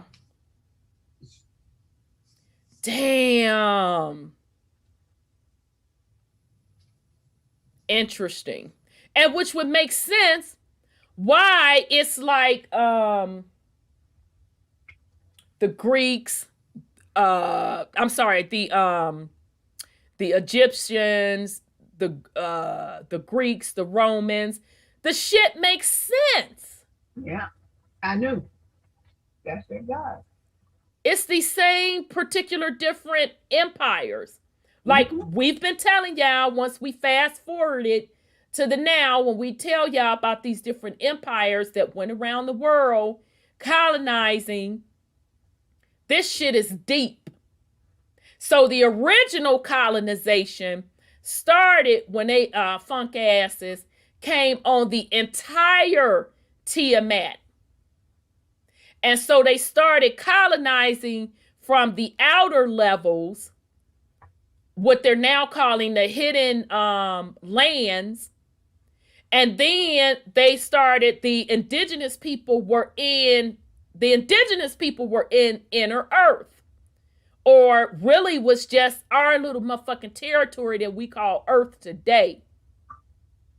And then they brought their funky asses over in inner Earth, which is just our little territory, what we're calling Earth today, and start one by one going to the different territories on our particular Earth, fucking colonizing.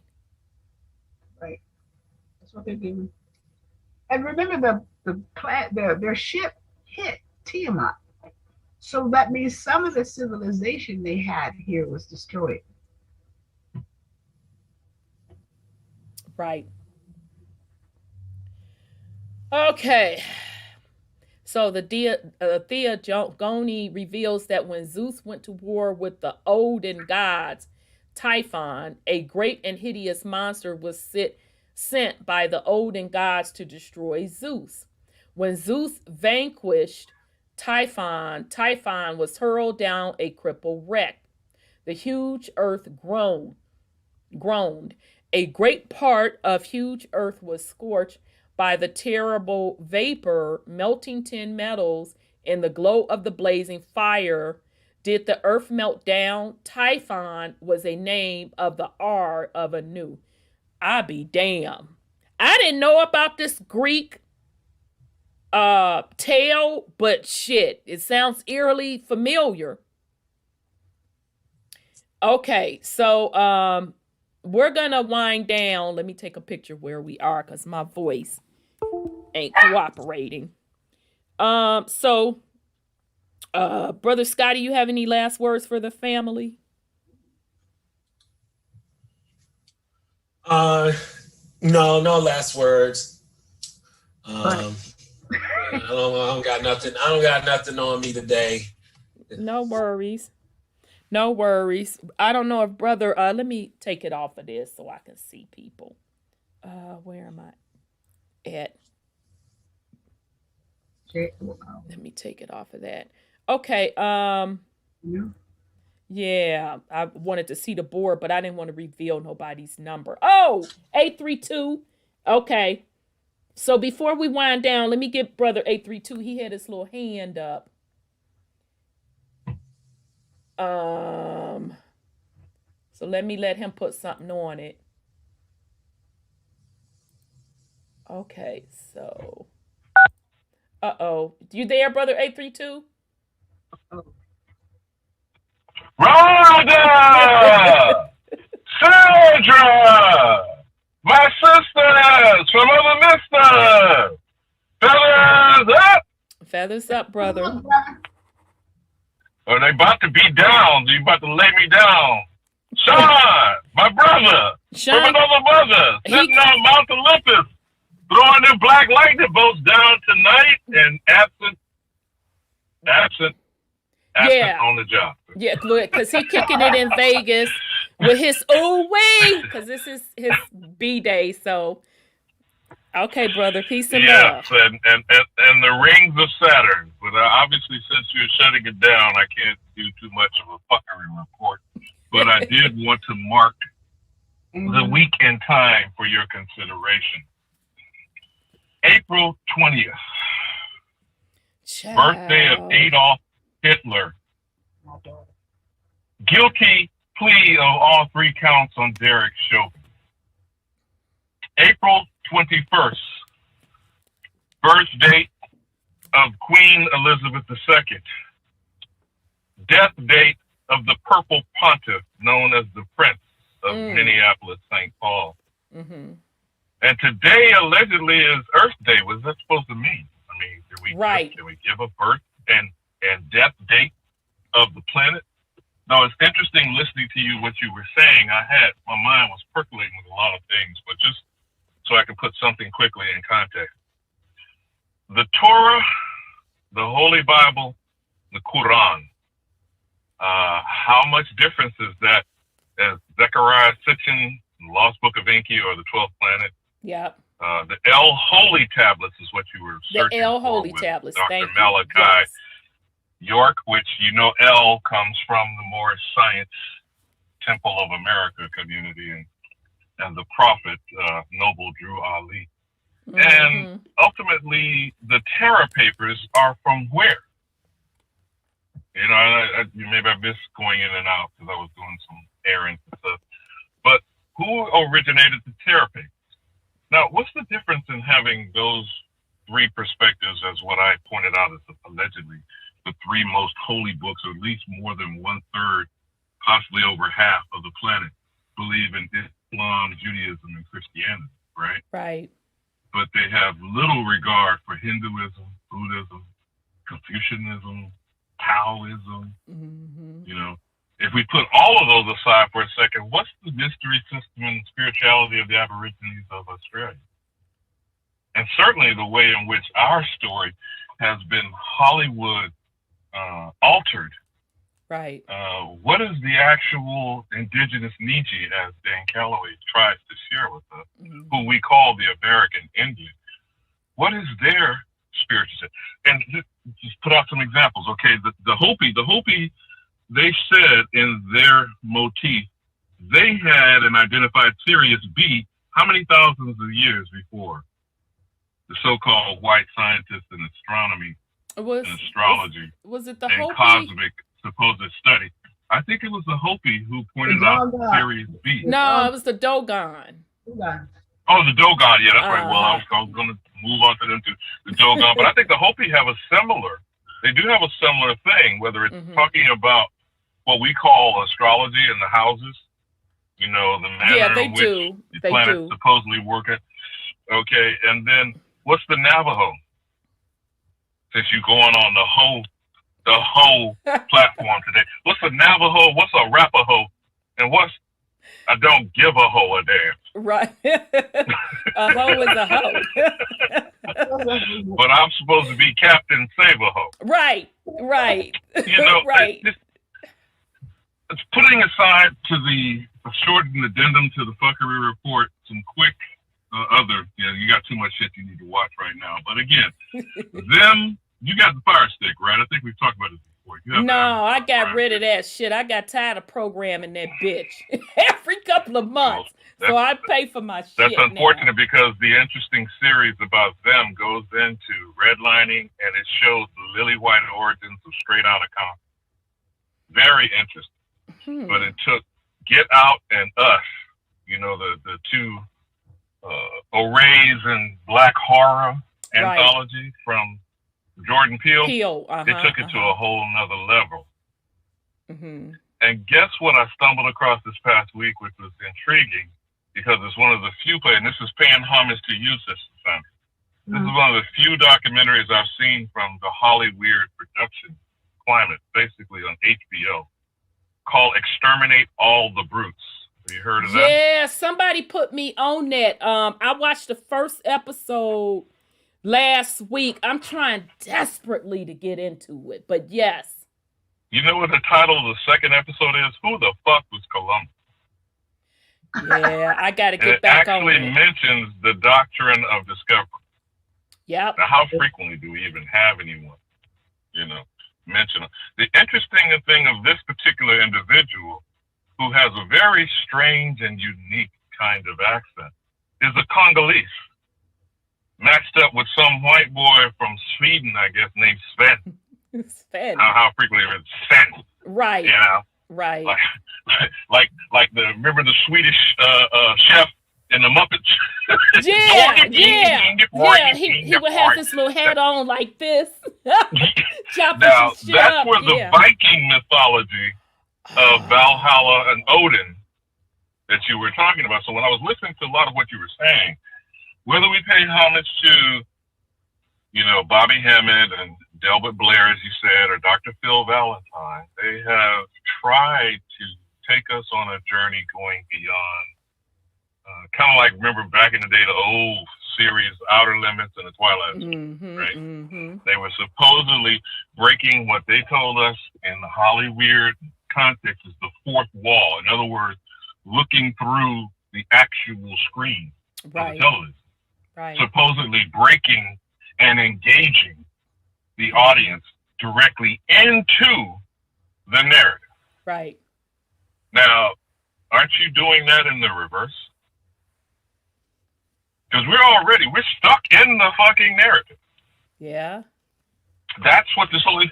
Whether we go and we holler and scream, like you said, about blaming Mr. Charlie and the white man, or whether it's a dark-skinned man behind him, the kingmaker, the power behind the throne, the puppet master. Right. But what I was listening to you intently tonight talk about was this constant beefing and bitching that we hear in the hip-hop nation, the rap community, gang banging, and Crips versus Bloods.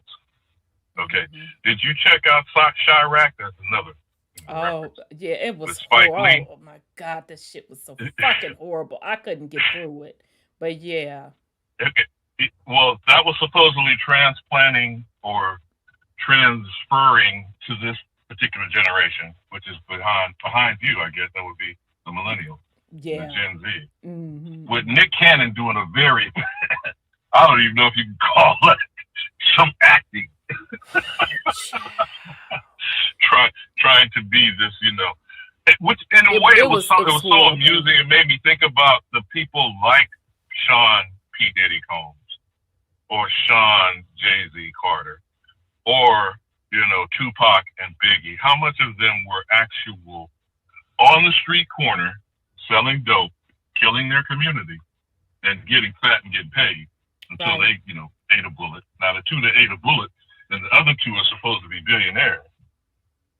Now, at least Sean Carter may have actually pushed cocaine. Right. At Sean least Combs he may have never lifted a finger. No, he never lifted no motherfucking finger. But his daddy was in the game, and he got murdered. And somebody said, okay, so his father was in the game. His father got murdered. And they said he was murdered pretty much for snitching. So it's this one dude that's Diddy's ex-bodyguard. He got his own little channel called Gene Deal. And he be recalling the tea of what's going on. And he has a lot of connections. So one of the dudes that was from Diddy's father's era, and that was in a joint for a long time, came on his particular show, had called in or whatever, and gave the story of Diddy's father, and that's why he got murdered, because he had supposedly and allegedly snitched on someone. But yeah, he was never street at all. He was never street. And in Diddy's defense, he never claimed that he was street. He always said that his father was street. And his father wound up dying in the street. So in his motherfucking defense. Yeah, no, he parlayed it. I'm not saying it to be critical of him, because I mean, how are you going to be critical of a community that comes up from the drag of a purposeful agenda of creating poverty, and impoverishment? Right. But they also doing, you've seen American Trap Queens? I know I'm rattling off. Yeah, honey. They are revealing them now, these women behind the men. There's another one on the fashion. I can't think of the name of it right now. The fashion of hip hop. And they also showed the origins of salt and pepper. But when we're discussing these things, and I know we're supposedly at another level, I'm not saying higher, lower, better, worse. Right. Like I said to you last week, it's people getting to a space of where their awareness is. Right. Like we all went through our different journeys on what we may call Black consciousness. People tapped into you, then they want to convince you of Pan-African, Tiamat. We can rattle off all of these supposed master teachers and great scholars that keep telling us another tale from somewhere else. What always stuck with me and continues to stick with me today, it's strange as hell that everybody coming here in my patch of dirt trying to convince me to look somewhere else. Look somewhere else. Bizarre on itself, on the face. Yep. All over the cosmos now, I'm supposed to believe this fucking shit they call disclosure. You hear about that now? Child, you did a little thing about the fake invasion, about them revealing. Now they're showing the actual declassified camera videos from Air Force and Navy pilots. Yeah. Then they're just releasing it and stepping back, throwing their hands up, saying I had nothing to do with it. But it's interesting how it's being used in forming the overall consciousness. There's a prepping for this. You know, we've been doing this for more than 40 years. When you talk about, we can rattle off all the movies. Fucking Independence Day with Will Smith. Or whether you talk about the actual Death Star is in Star Wars. That's that big fucking planetary type shit. You know? When you're talking about Star Trek, the entire series, hell, Discovery is the latest, and I love it because it's got a black woman, the lead character in this now. But that took her over 700 years or more into the future of her future time. Whereas Voyager took them 75,000 light years away in a moment. And guess what the damn strange species intergalactic being was that supposedly manipulated them and manipulated Jean-Luc Picard, bringing him in contact with the Borg, the transhumanist species that were part genetic, cybernetic entity, was the Q. You bullshitting me, right? So you're not a Star Trekkie. I know, Scott. No, I'm not a Star Trekkie. No, I'm a Star Wars. Yeah, well, but the first encounter with Q was in a courtroom setting where he was going to judge the barbarity of the entire history of the human race. I can't stick me with a fork. Now, Jean-Luc Picard was a Frenchman. Yeah. The captain of the Enterprise. Now, is that any more or less talking about Charlemagne? Yeah. We're talking about Napoleon. I mean, these are two French emperors that were authorized by the Holy Roman Empire, the Vatican, and the Roman Catholic Church. They bestowed authority on the monarchy, right? Charlemagne, Napoleon, King James. They told his ass he was broke and in debt. So now we got what? Treaty 1213. Right. But when I go back and trying to finish up and watching these pieces on exterminate all the brutes, exterminate is an operative verb, right? And there's only one plan from that word. That's genocide. Yes. Mass murder and trying to eradicate a population. You said it very poetically tonight. You said they then, whether it's Sky Daddy or these motherfucking conquistadores, were supposedly coming and feeding the planet, and that's sperm, right? That's raping the indigenous woman, creating a mulatto, half-breed, mixed breed, interracial, whichever term you're comfortable with. The fuck you want to put it, now. Right? Now it's people of color. Okay, they've now extended it with the BIPOC, Black Indigenous People of Color. Hybrids. That's what you're going to be hearing more now, going forward. And the Chinese are right now on the entire African continent, sending military troops, impregnating the women over there, and laying claim to land a lot. We already see it. We see it, absolutely. We see it. And you said it before in other past conversations, but before I forget, you don't have to name the group. I wanted to just reiterate the statement because we said this before in different conversations about land tax. And I've already expressed to me what my perspective is on that. Paperwork is not the issue. The issue is us identifying our patch of dirt somewhere. So when our people wake the fuck up and start mapping their family tree, their personal story, their genealogical link to some point somewhere in the lower 48.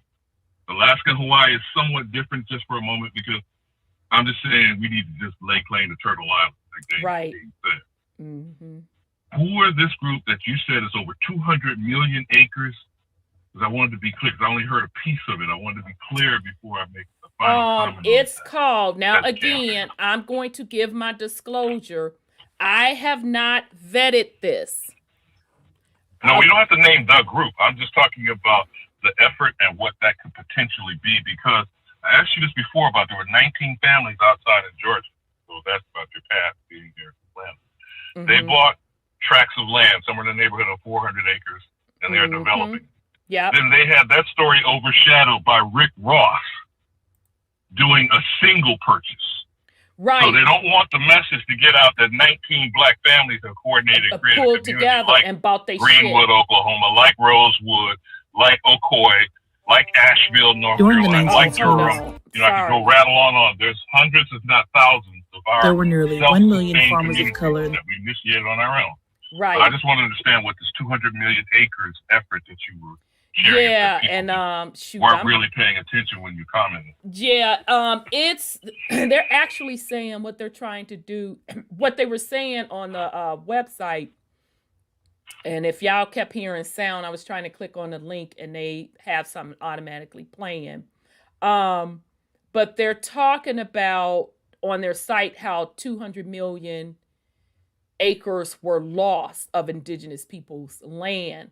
But what they said they're trying to do, they said join the movement, 1 million new indigenous land owners. So they are literally trying to get indigenous people. So now, if that's people. a goal of the campaign, I can get behind that. I don't give a damn who the name of the group is. Yeah, now I can't vet the people. We do need to vet. Well, we do need to vet whether there may be some so-called quote-unquote criminal element. Yeah, and that I don't know. But, like I said, they put it in my and it ain't my group, but the Black Farmers group, which is really, really huge.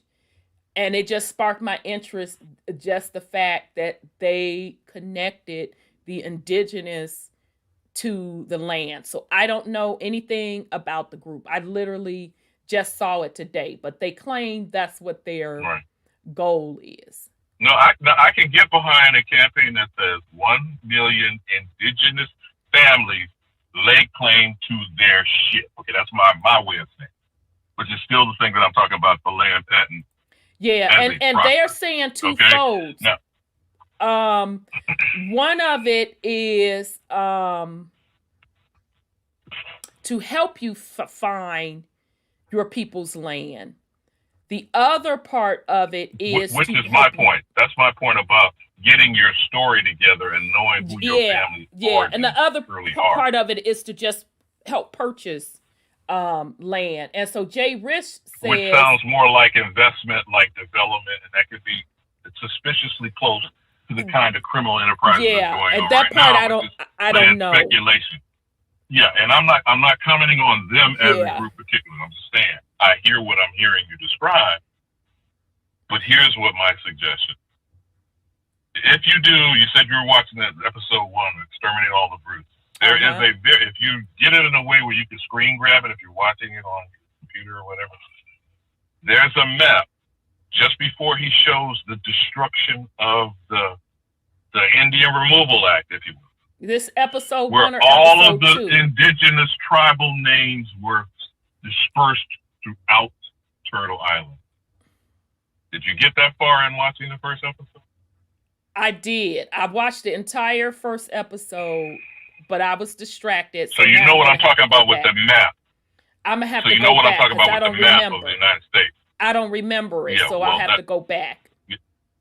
But the reason why I'm pointing out because of the way you tried to help share with us ancient maps and cartography efforts of these criminals.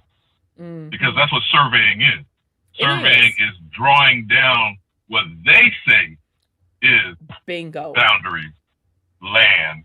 And then they went and he fast forwarded to the fucking mega developments, you know, with showing the houses and shit and the cookie cutter crap, you know, the cul-de-sacs and all that crap. So if you remember that portion, that was about the same timeline there where he was showing the westward expansion and destruction and decapitation. Oh, yeah. Now I remember what you're talking about. Yes. Yes, I do remember. Yes.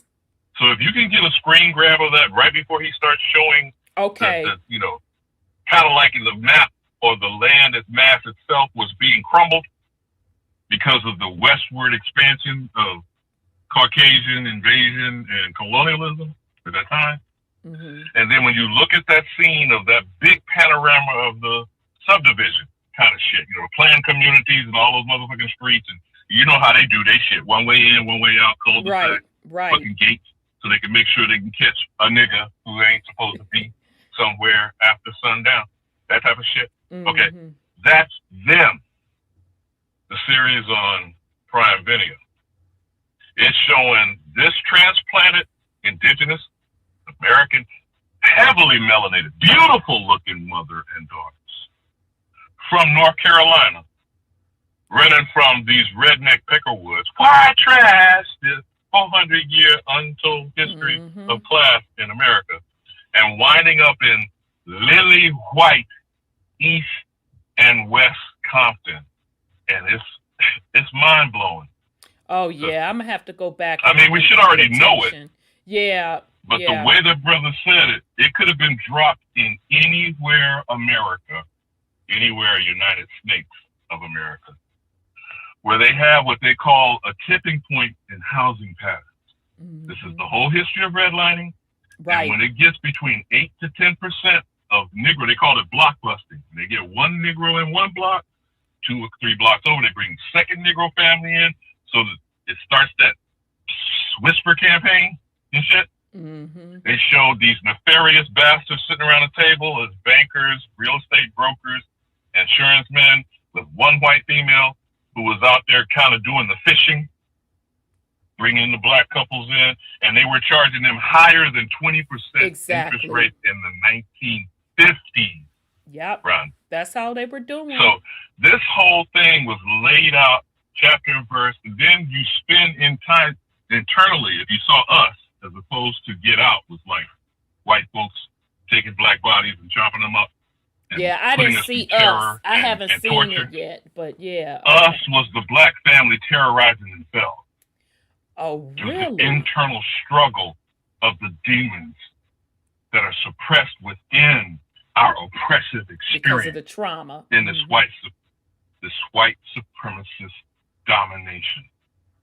So when you couple that together with showing how attempting to go and get the quote unquote American dream, which is home ownership, which is not the land, it's the goddamn structure that you paying a fucking mortgage on 30, 40, 50 years they never own.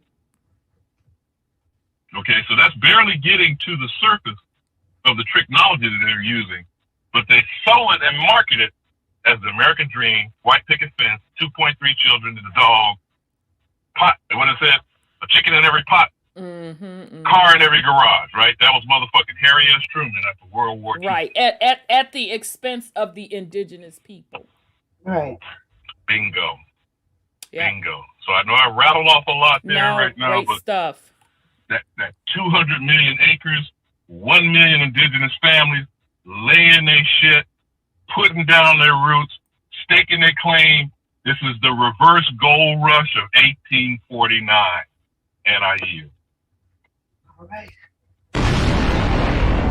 Thank you, Brother 832. Thank you. Brother J. Risk said in the chat that he has the information of the he has the information that's been in touch with the main lady who's a part of the 19 family group that bought up that particular land.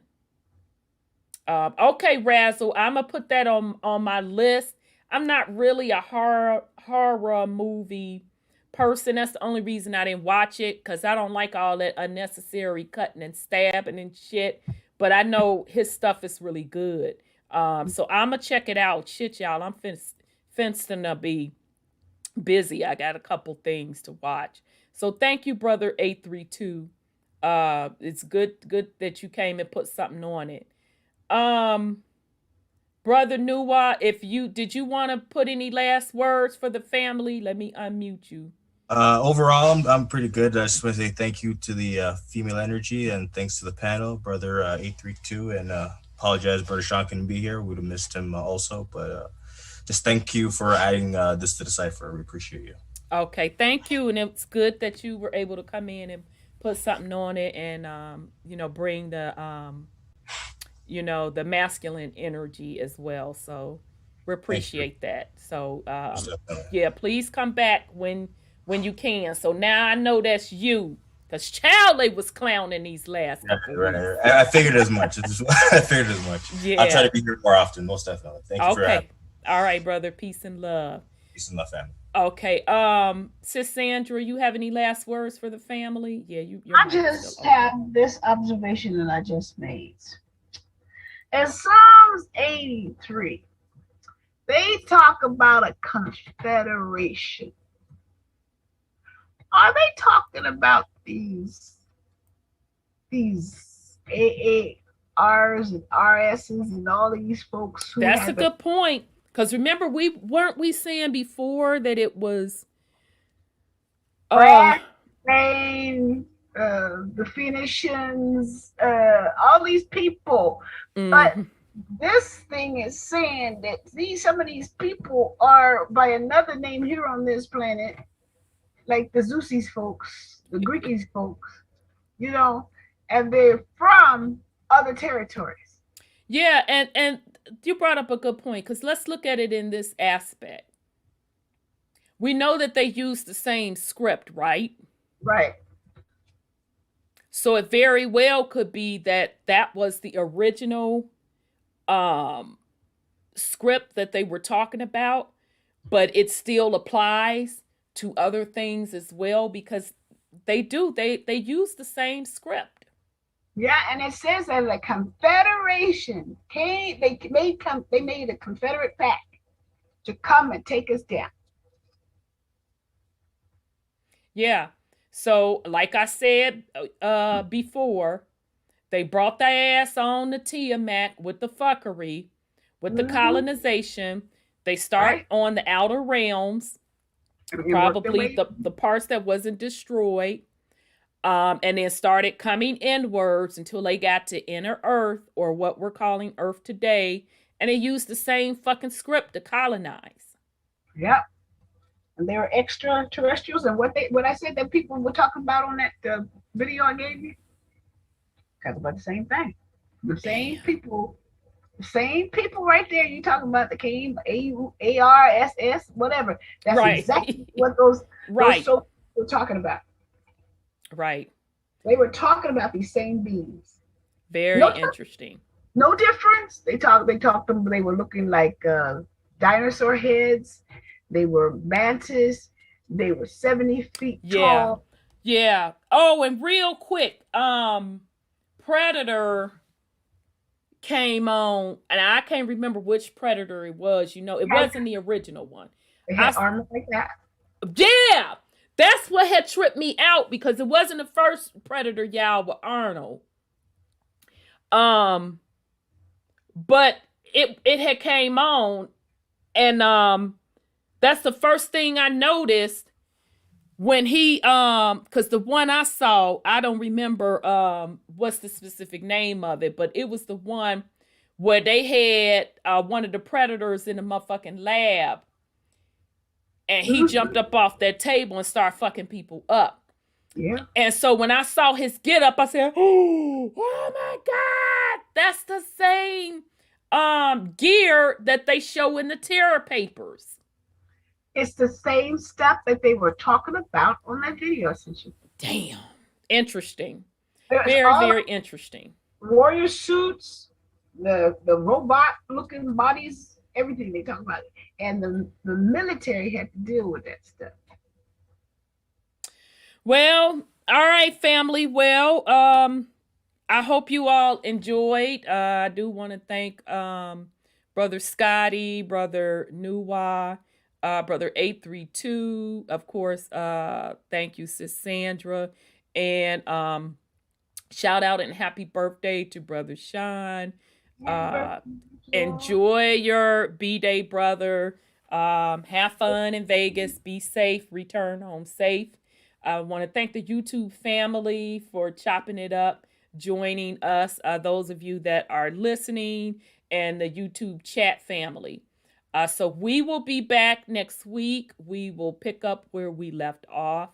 I wish everyone well, and you all have a wonderful night, family. So we are going to rock out. So peace and love, family. Peace and love. Night all. We are in the age of truth, freedom, love, prosperity, abundance, and peace. Welcome to True Uncompromised.